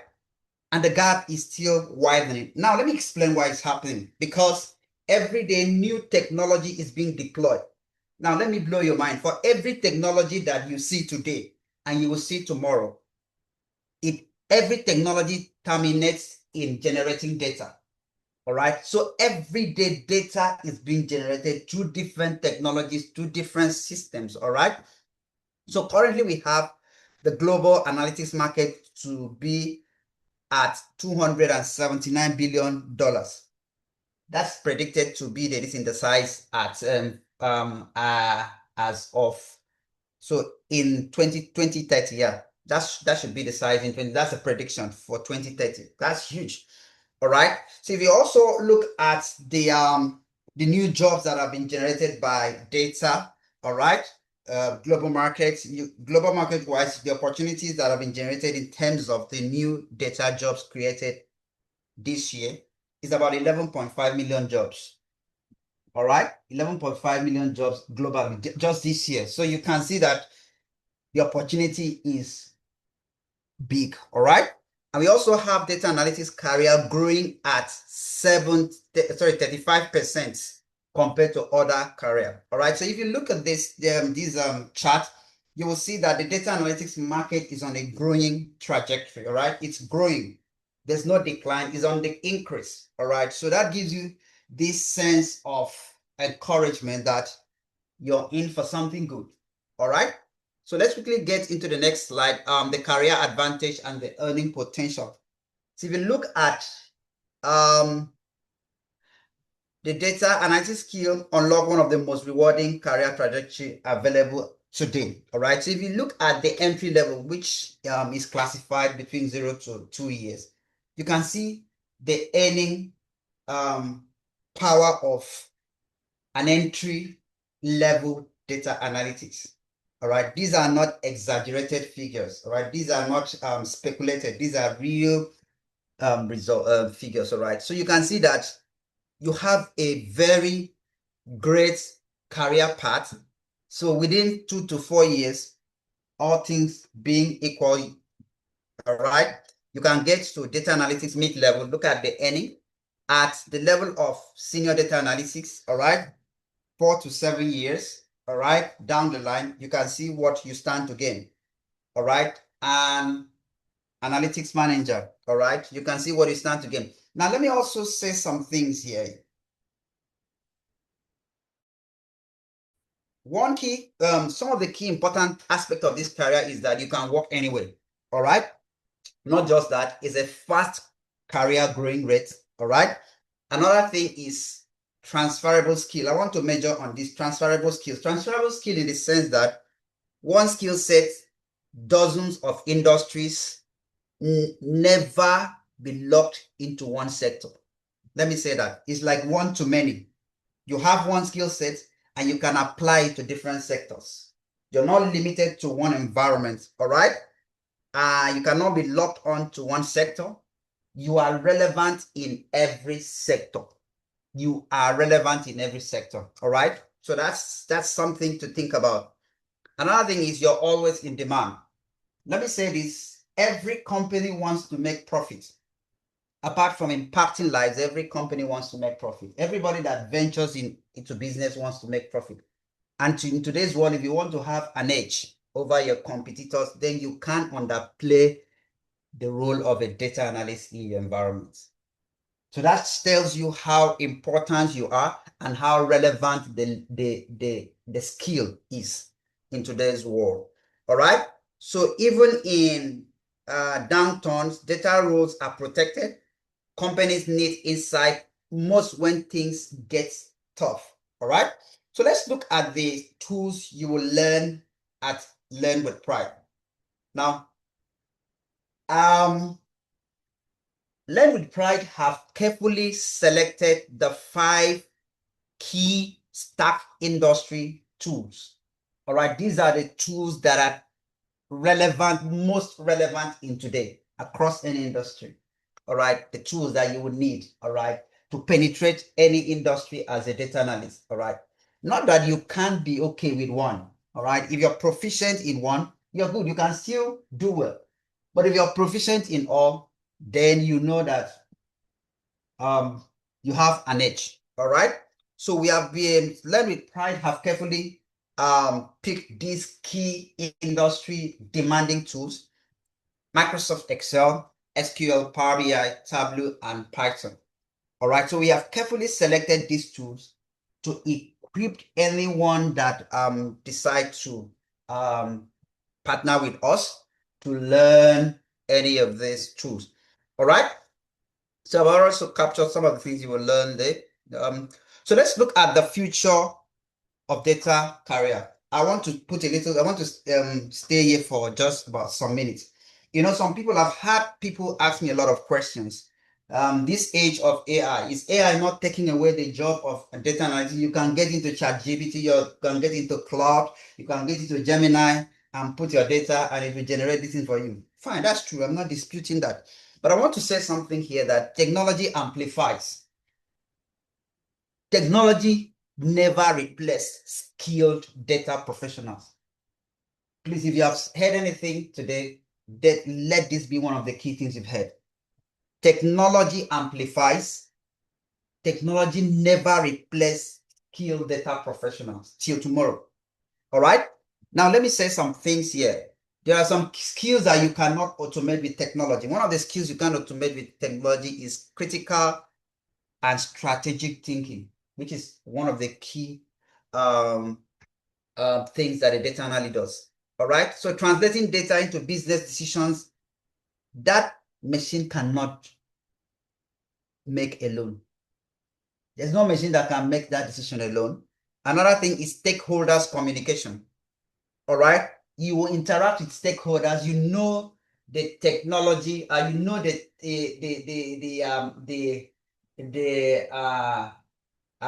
technological skill of your the stakeholders. All right. You know how technical inclined they are, so you interface with them. All right. So machine cannot be able to provision reports to accommodate the technical ability of the stakeholders. All right. So stakeholders communication, presenting insight clearly to non-technical audience and board.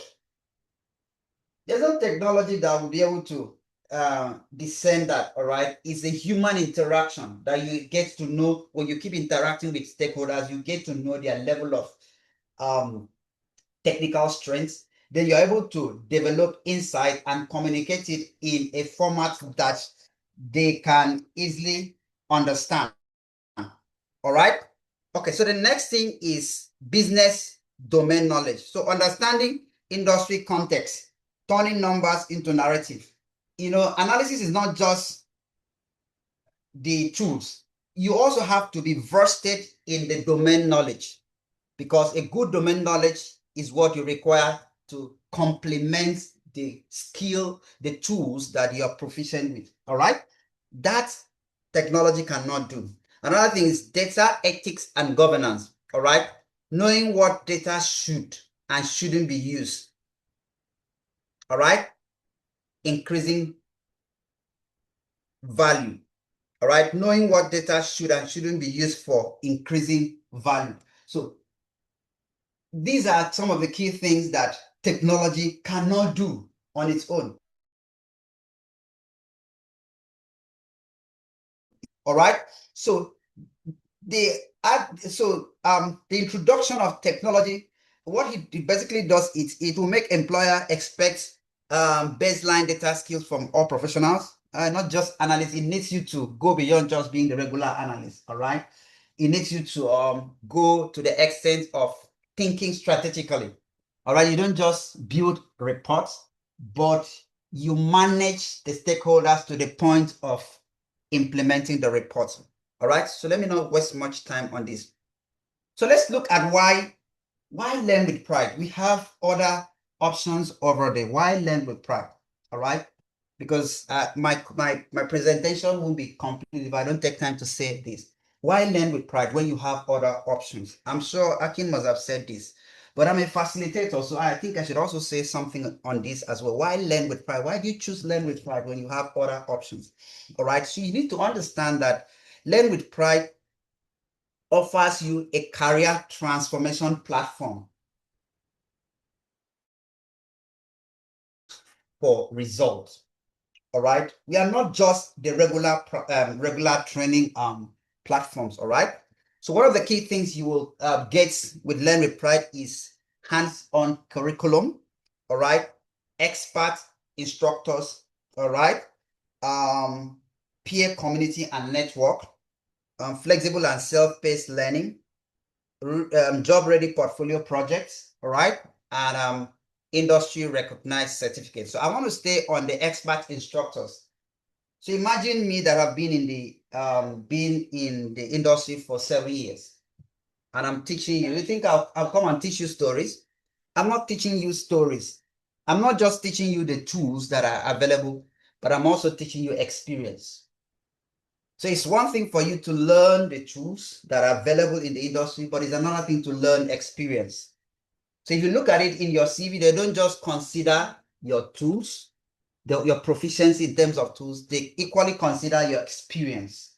All right. So imagine somebody that have been in the field for 7 years, that have been privileged to work in different industry, coming to teach you. That's an age. So I'm not just teaching you, I'm not teaching you story. I'm not teaching you literature. I'm not just reviewing the literature and all of. I'm teaching you experience, and I'm also teaching you how to apply these tools appropriately. All right. So that's what you stand to earn when you work. Sorry, when you pick up the offer of learning with Learn with Pride. So these are some of the things you will achieve. Let me not major on this, but let me summarize by saying that data is the future. All right, it's not like oil well that people keep predicting that in so number of years it will dry up. It won't dry up. As long as human beings exist, data will still be created. All right, and data analytics role will still be relevant. All right. So somebody once said that the best time to start was yesterday, and the second best time is right now. So I want to encourage every one of us to consider coming on board with us, find out what we offer that is different from others. I think you'll become our ambassadors at the end of the day. You will join us to tell the same story. So I look forward to meeting most of you in our next cohort, and I hope we'll have a great time. So that's all from me. And if you have any other question, I think we'll treat that during the question and answer session. All right, thanks everyone. Thanks, Itwin. Really appreciate. So again, please just be penning so that you don't forget. If you have any question, just be penning them down. I'll be taking them all at the end of the session. The next one, so you've had from data analysis, you've had product, project, cyber security. Unfortunately, the AI tutor is not available, but I can tell you about that. And also the software testing for those that wants to consider software testing as well. Uh, let's start with the AI. We all know that, that's the buzzword around around the town now. Everything is AI, AI, AI. Whether you want to learn it so that you can improve your productivity, the rate you deploy to market, automate your process. Many people, there is a whole lot of reason why people should be knowledgeable on AI tools that are out there. We have AI tools, that are doing really well that you can use to do amazing things. I can tell you, you know, I'm not a musician, I'm not a singer. I love listening to good music, you know, but I don't have a good voice to sing. But do you know that someone like me now have the opportunity to compose my own song, you know, and not compose my own song from scratch, give a prompt of what I want my music to be all about, and not only that, get AI to sing that song for me. Even if that song needs to be in pidgin English, I can do that, and I've done that, you know. If you search for and on any platform, whether on YouTube, whether on Spotify, whether on Instagram, when you want to upload your videos and you're looking for music to use to upload your videos, whether on TikTok, search for Digiflux. That's my music name. You'll be surprised, right? Yes, because you can do anything with this era of AI. And as I said, I've got like 15 singles. They are on YouTube. If you search for it, you'll see it. Just search for Digiflux. Those are the type of things you can do. Those are the type of things you can monetize as well. Imagine the song blows up on Spotify. I can start earning passive income from such. You know? So these are the things, or these are some of the tools that you are going to learn, on the AI training as well, and how you can use AI to impact your business, positively as well. So that's for the AI, right? And the software testing, for those that wants to go into software testing, you know, every organization, or most organization requires a software tester. As long as they are dealing with software, you know, you will require a software tester. And why are they important? Why is it essential to have a software tester? Take, for example, you want to log into your Amazon or any web application that you use to shop, you know? While you're logging in, you mistakenly entered a wrong password or even a wrong email or wrong username or email address. But you were still able to log in into that application. Take, for example, let's take Amazon, right? Or even before I go to that scenario, the role of a software tester, they ensure that every functionality, every product that wants to be deployed to the end customer, which is you and I, has to be properly tested so that it is free of defects or bugs. It is easier and cheaper to fix that bug when we find it, before we deploy it to customer. It is easier and way cheaper for us to fix it compared to when the customers are the ones raising the issue. Oh, I can't do this on your application. I can't do that on your application. And that now leads me to the scenario of you wanted to log into your Amazon account. You mistakenly entered the wrong password and probably a wrong email and probably a wrong email as well. And you were still able to log into your Amazon account. Not only that, you even continue shopping. You start adding stuff to basket. And when you reach the point to check out, the card that you used to check out has expired. But you were still able to purchase that product, even deliver that product to your doorstep. If that happens within I said, if that happens within 1 minute, even 30 seconds around the world, do you know how many people are using Amazon accounts around the world? Do you know how much billions of dollars Amazon will lose?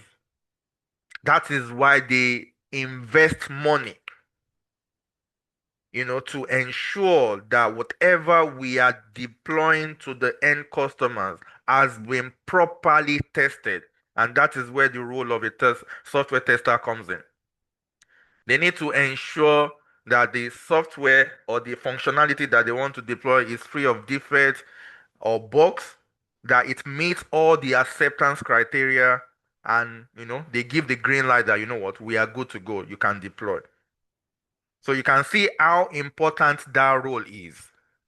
That now takes us to the different types of software testing that exist.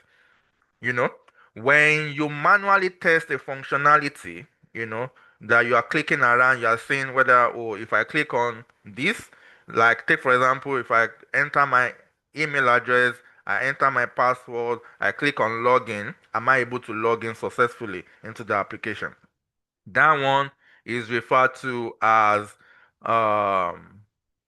functional testing or manual testing, right?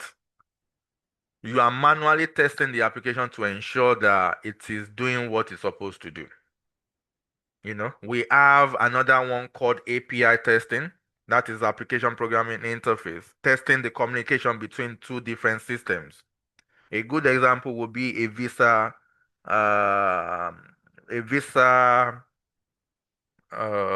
what's it called? A visa page, your checkout, your payment gateway on Amazon website. But the payment gateway is not owned by Amazon, but they are making use of it on the Amazon website through what is referred to as an API. So you need to test the communication between the two systems. We have another one called performance testing. Performance testing is if 100, 200, 300 people should log into this application all at once, what happens to this application? Is it going to shut down? Is it going to slow down? Is it going to freeze up? You know, they are, it's referred to as a non-functional testing as well, or performance testing. And finally, we have what is referred to as an automation testing. Automation testing is everything that has been manually tested, because you are dealing with software. You can test an application today and everything works perfectly. They signed it off. But what is the assurance that that thing, that functionality that has been signed off, come tomorrow, come next week, is still working as expected? Anything can happen. Nobody can guarantee that. And the person that's signing off, the manual tester, might not have any cost to go back to that application till 2 weeks' time. So how do we ensure that we are catching this bug or these defects as they are happening? And that is where the automation testing comes into play. So everything that has been manually tested, an automation tester will now write an automation script for it, and that will be scheduled whether once a day or twice a day, that will run automatically without human intervention because you've already scheduled it. And your role as a software as an automation tester is, let's say you schedule it 9 p.m. to run every day, to run your pipeline every day. When you come the next morning, your responsibility is to first check the pipeline, your automation pipeline, to see how many tests are failing, how many tests are passing, and for you to do your root cause analysis. Then, if it's real, if the failures are real, for you to escalate and raise a defect for it as soon as possible. By so doing, you are catching the bugs or the defects as they are happening. So that's the role of a software tester. So you can either be a manual tester, you can either be an API tester, you can be a non-performance tester, or a non-functional tester, or a performance tester, or you can be an automation tester, right?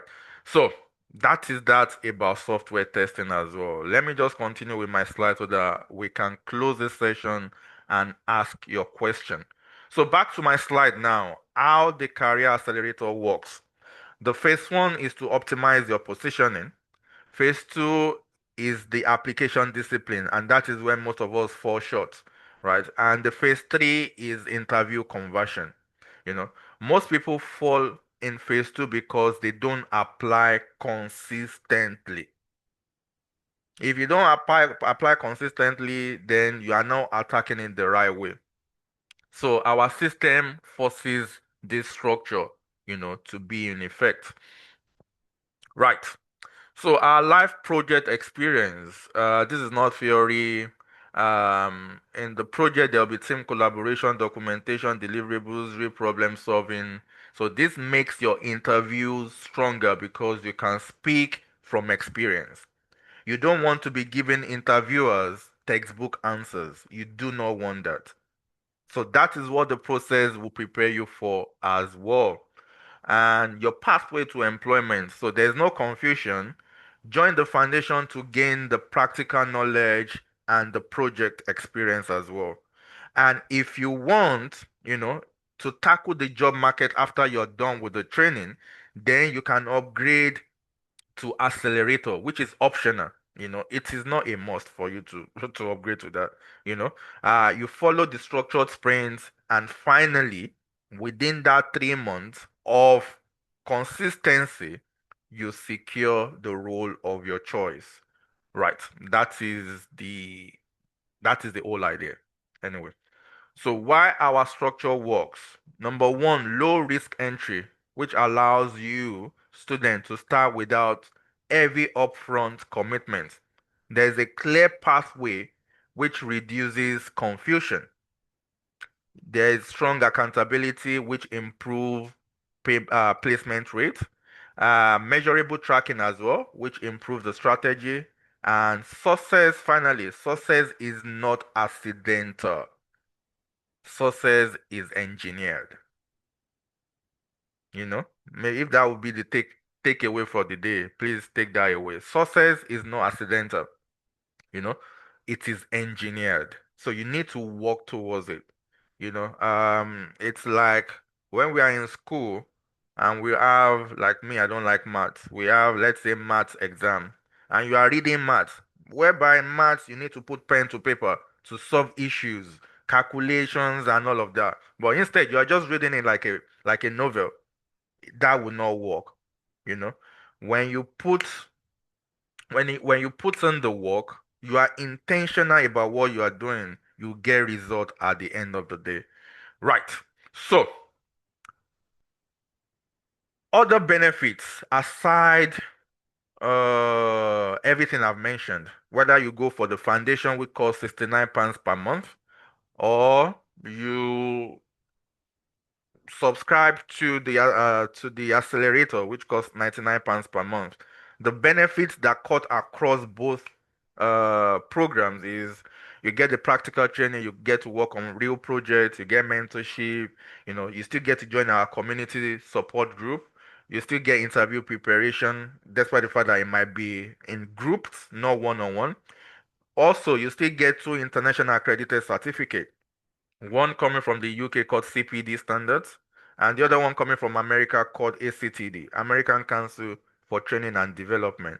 And also, we still give you up to 1 year work reference when you are done with us. Whether you do foundation or you do both, you still get that anyway. That one is standard. So what you're seeing on the screen is standard, regardless of whether you stop at foundation or you go all the way to accelerator. Right.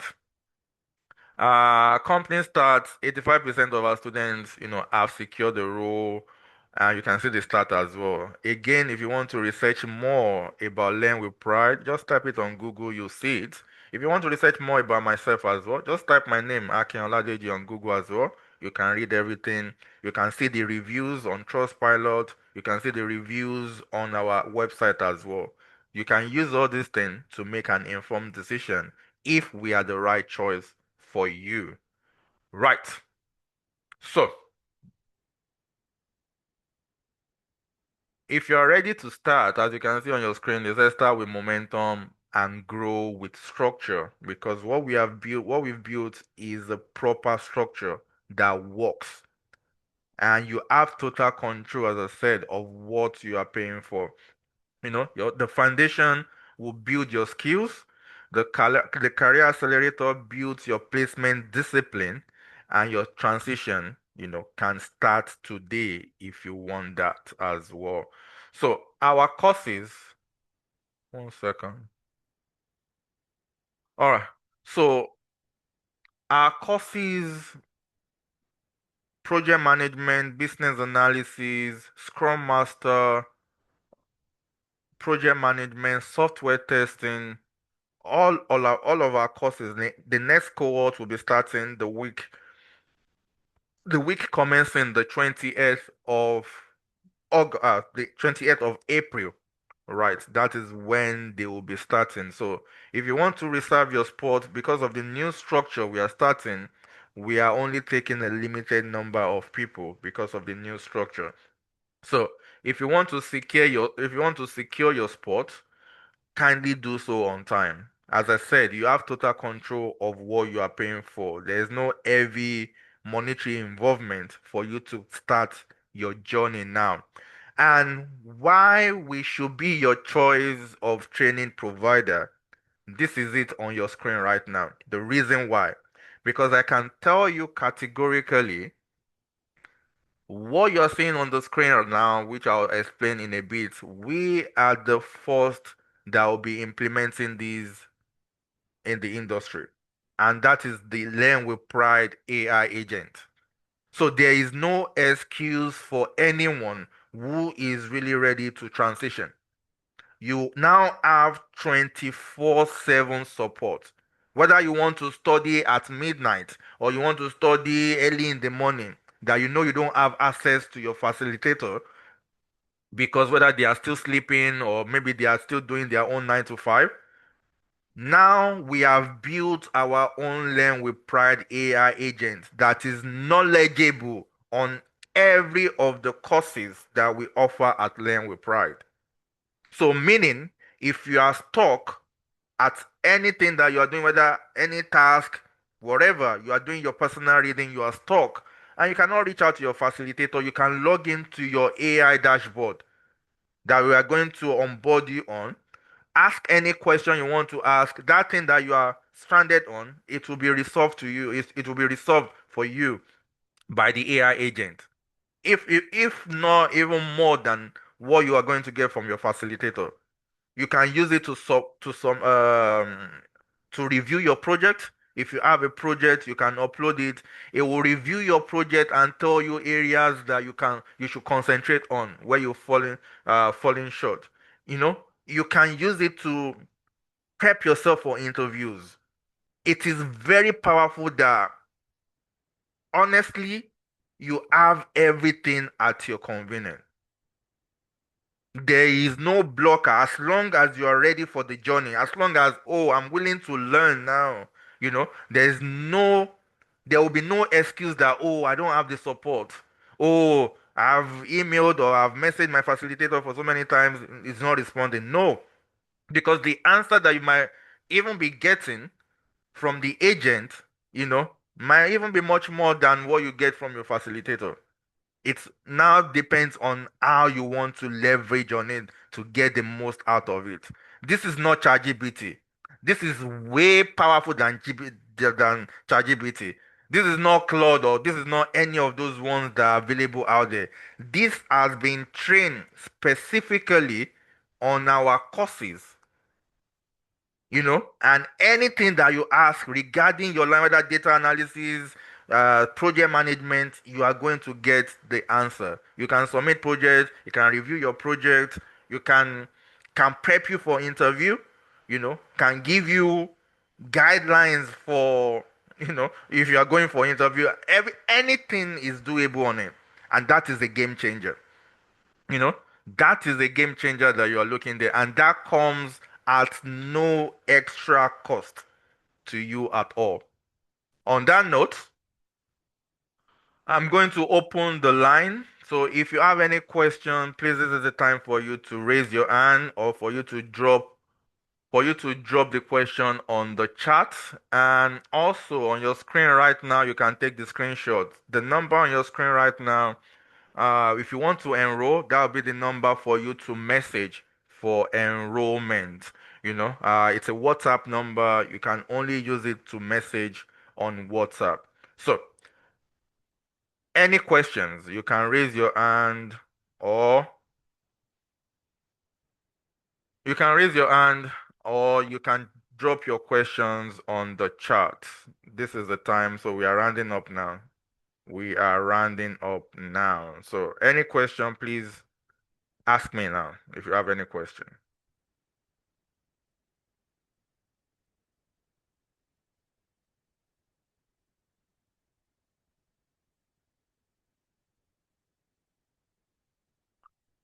Peter, true language, can you take us from zero to hero? That is the idea. Yes, the answer to your question is 100% yes. But why I say yes, the journey, when you sign up with us, it will be more of a partnership.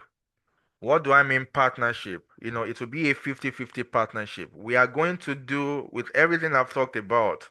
You can say we are more equipped than any training provider out there. You have everything at your disposal. So why I said it's a 50-50 is partnership is we are going to do our bit as a training provider, equip you with the right skills, mentor you, support you, provide everything that you want on the journey to succeed, and which is part of what I've shown you so far. But on the other hand as well, you have to be ready for the journey. You have to be able to commit certain hours of your day into the process every single day for the duration of the program. Remember, at the end of the program, you are not applying for a job as an intern. You want to be able to compete with people who has been doing it in the industry for the last 2-3 years. And for that to happen, you have to sacrifice your time, energy, and sweat into that process. If your answer to those questions is yes, definitely we can both attain from zero to hero at the end of your program. And that is to Peter. If you want to ask further question, Peter, you can raise your hand or you can ask me further question as well. The next question, I'm ready to join and learn, but the fees is high. Can you consider so I can register straight away? You see the number on your screen. I'd like to understand your situation. If you can message the WhatsApp number on the screen, then we can talk about that better. And that is to Uchman. I don't know whether I said that right. Ushman, you can message the number on your screen, the WhatsApp number on your screen. Message it and we'll take it from there. All right. During the lectures, is it going to be live or pre-recorded? So the sessions are live. It's going to be a live session. This is to Naomi. So all the sessions are live sessions, but just in case you miss any class, all the sessions will be recorded as well. So if you miss any live sessions, you'll be onboarded on our learning management system where you have access to log into your own dashboard and rewatch the recordings as well. But the sessions will be live sessions. But the recording will be available to you because you need the recording as well to do your own personal learning. Naomi, I don't know whether I've answered that. If not, please ask me follow-up question or you can raise your hand as well and I'll unmute you to ask.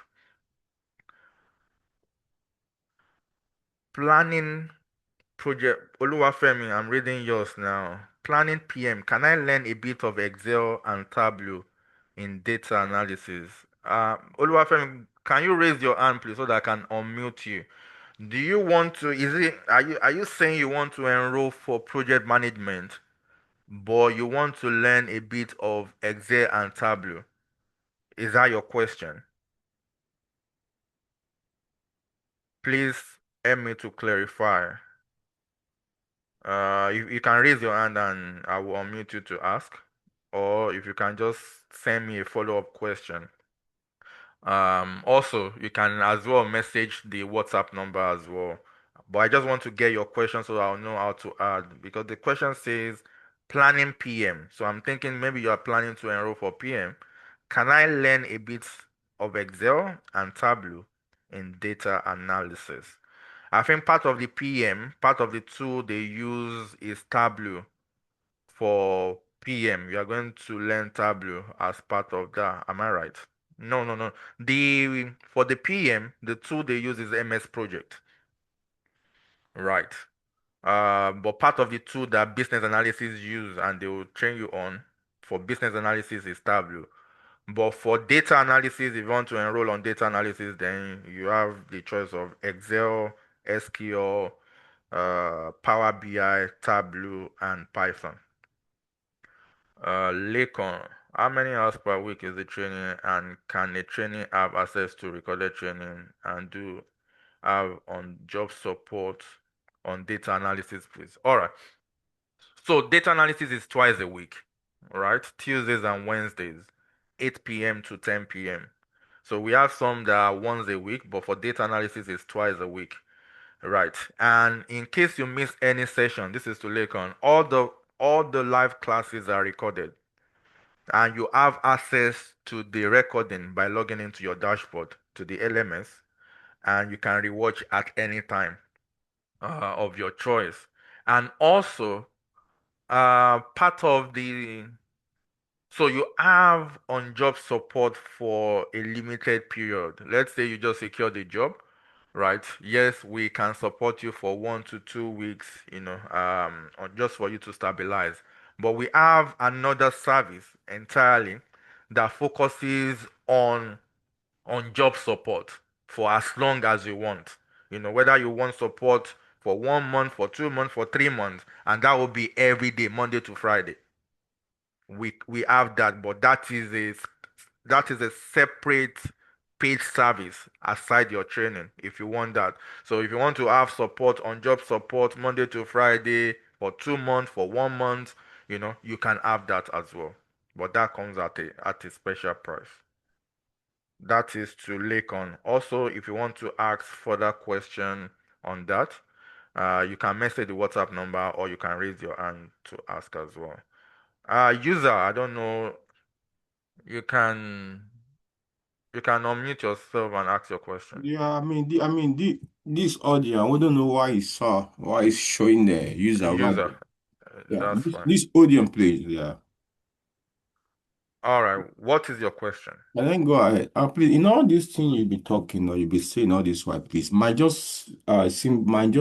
question is, how would I gain, physical experience, okay, when it comes to, one on one, okay? Because most times the company you apply to, they will let you know that more you must have you must have worked for some time, or maybe you've gained a sort of experience in the Experience. project and all that. Okay. So Yes. my question now is, I've been part of this program since January to date. Okay. Yeah. Uh, so for me, I did the project management, okay, MSc project management 221 in the UK, right? So I'm trying to transit into tech, but at times, if it's a kind of, at times I feel I don't really know, I mean, how to go about it, some, I won't say I'm confused anyway. But now, I want to go into, I mean, project management, but I want to my concerns or what I want to do is to actually to have to gain experience in this field. Okay, maybe exposed to a project, to where an employer can actually see me. Okay, fine. Yeah, and this what you've done and all that. So please, how do I go? How do I? Yeah, so for our project management trainings, right, you'll be put on a live project, right, where you'll be working as part of a full team, right? So, and that is where you gain your experience from, right? You'll be on the project for 2 to 3 months, but it's part of the journey. So let's say you are enrolled for project management. The first month is for the training, then the other 2 to 3 months is for you working on a real project where you gain your experience from. And this is the experience that you are going to build on when you go for interviews, right? That you are going to start using as your reference point at the interview. Mm, That when I was working at so and so company, this was what I did for them. I was able to do their stakeholder management, did this, did that, but that will come with practice as well. you know you'll be okay. exposed to the live project, but with dedication, with your own personal practice as well, and with our own support as well, nothing is impossible for you to achieve. But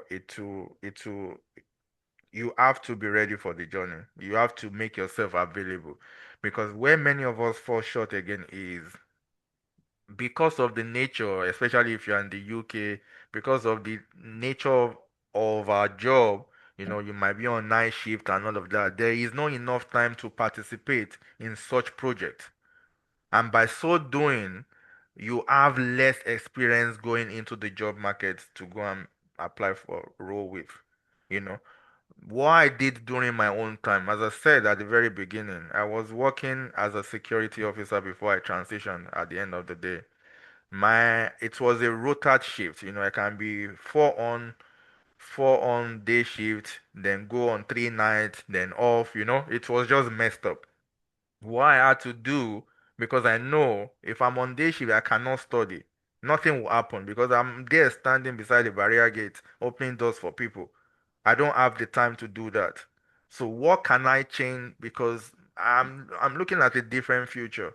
But I can't get to that future if I don't make amendment to my present, right? So what I Right, did is I went to my management. I said, I complained. I said I've got family issue. I want to change my shift to permanent night you know, and they don't have a choice. They change my shift to permanent night. And I know by 11 p.m. when I'm doing night, the building is shut down. There's nobody in the building again. That gives me enough time to study. That gives me enough time to read.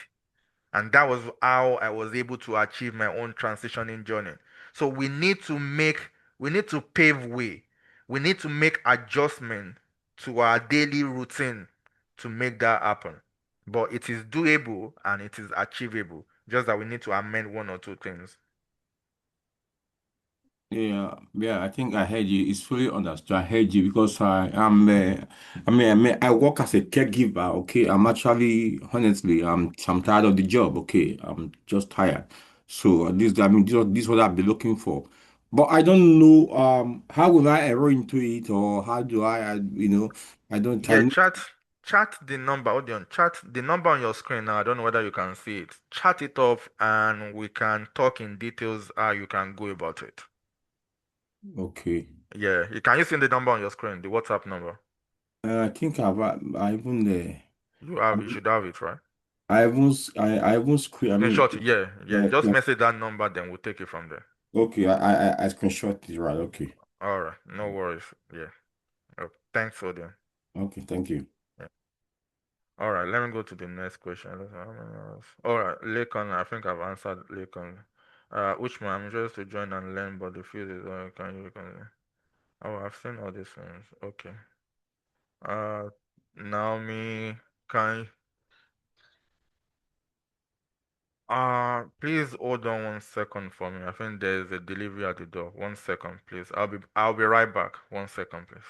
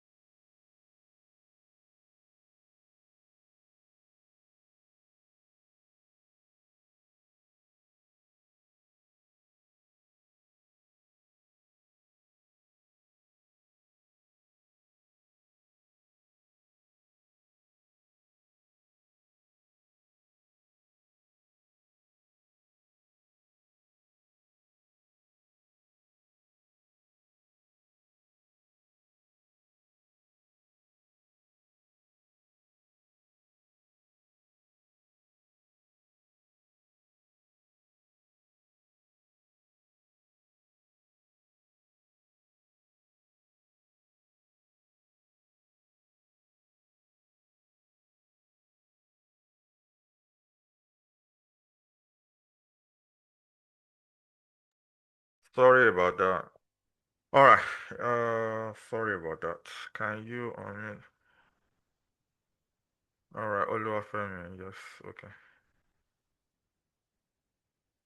Idowu John, what is the financial responsibility on each course? It's 69 pounds per month, and you are looking at average of to complete each course. You are looking average of 3 months. So, but you are only paying per month, and it costs 69 pounds per month. That's to Idowu, and you can cancel at any time as well. It's flexible, and you can cancel at any time as well, Idowu.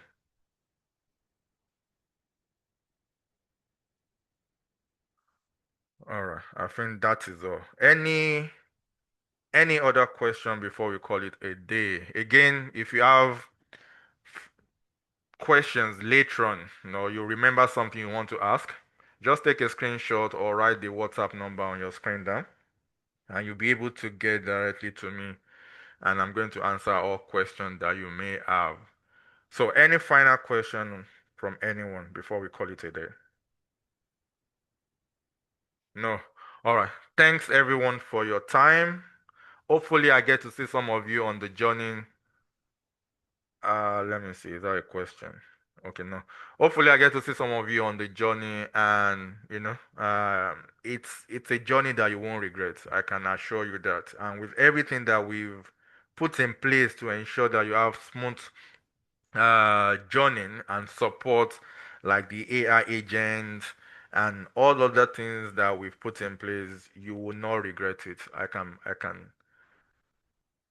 Lakon, the training starts, so the next cohort for any of the courses will be commencing on the 28th of April. That is when the training will be commencing. Again, for any other question you may have, Lakon or any other person, you can chat directly on the WhatsApp number, and I'll be more than happy to continue the conversation on the WhatsApp. So thanks everyone. Thanks to the facilitators as well. Really appreciate, and hopefully I get to see more of you on the training. Thanks. Have a good weekend and stay safe. Bye bye.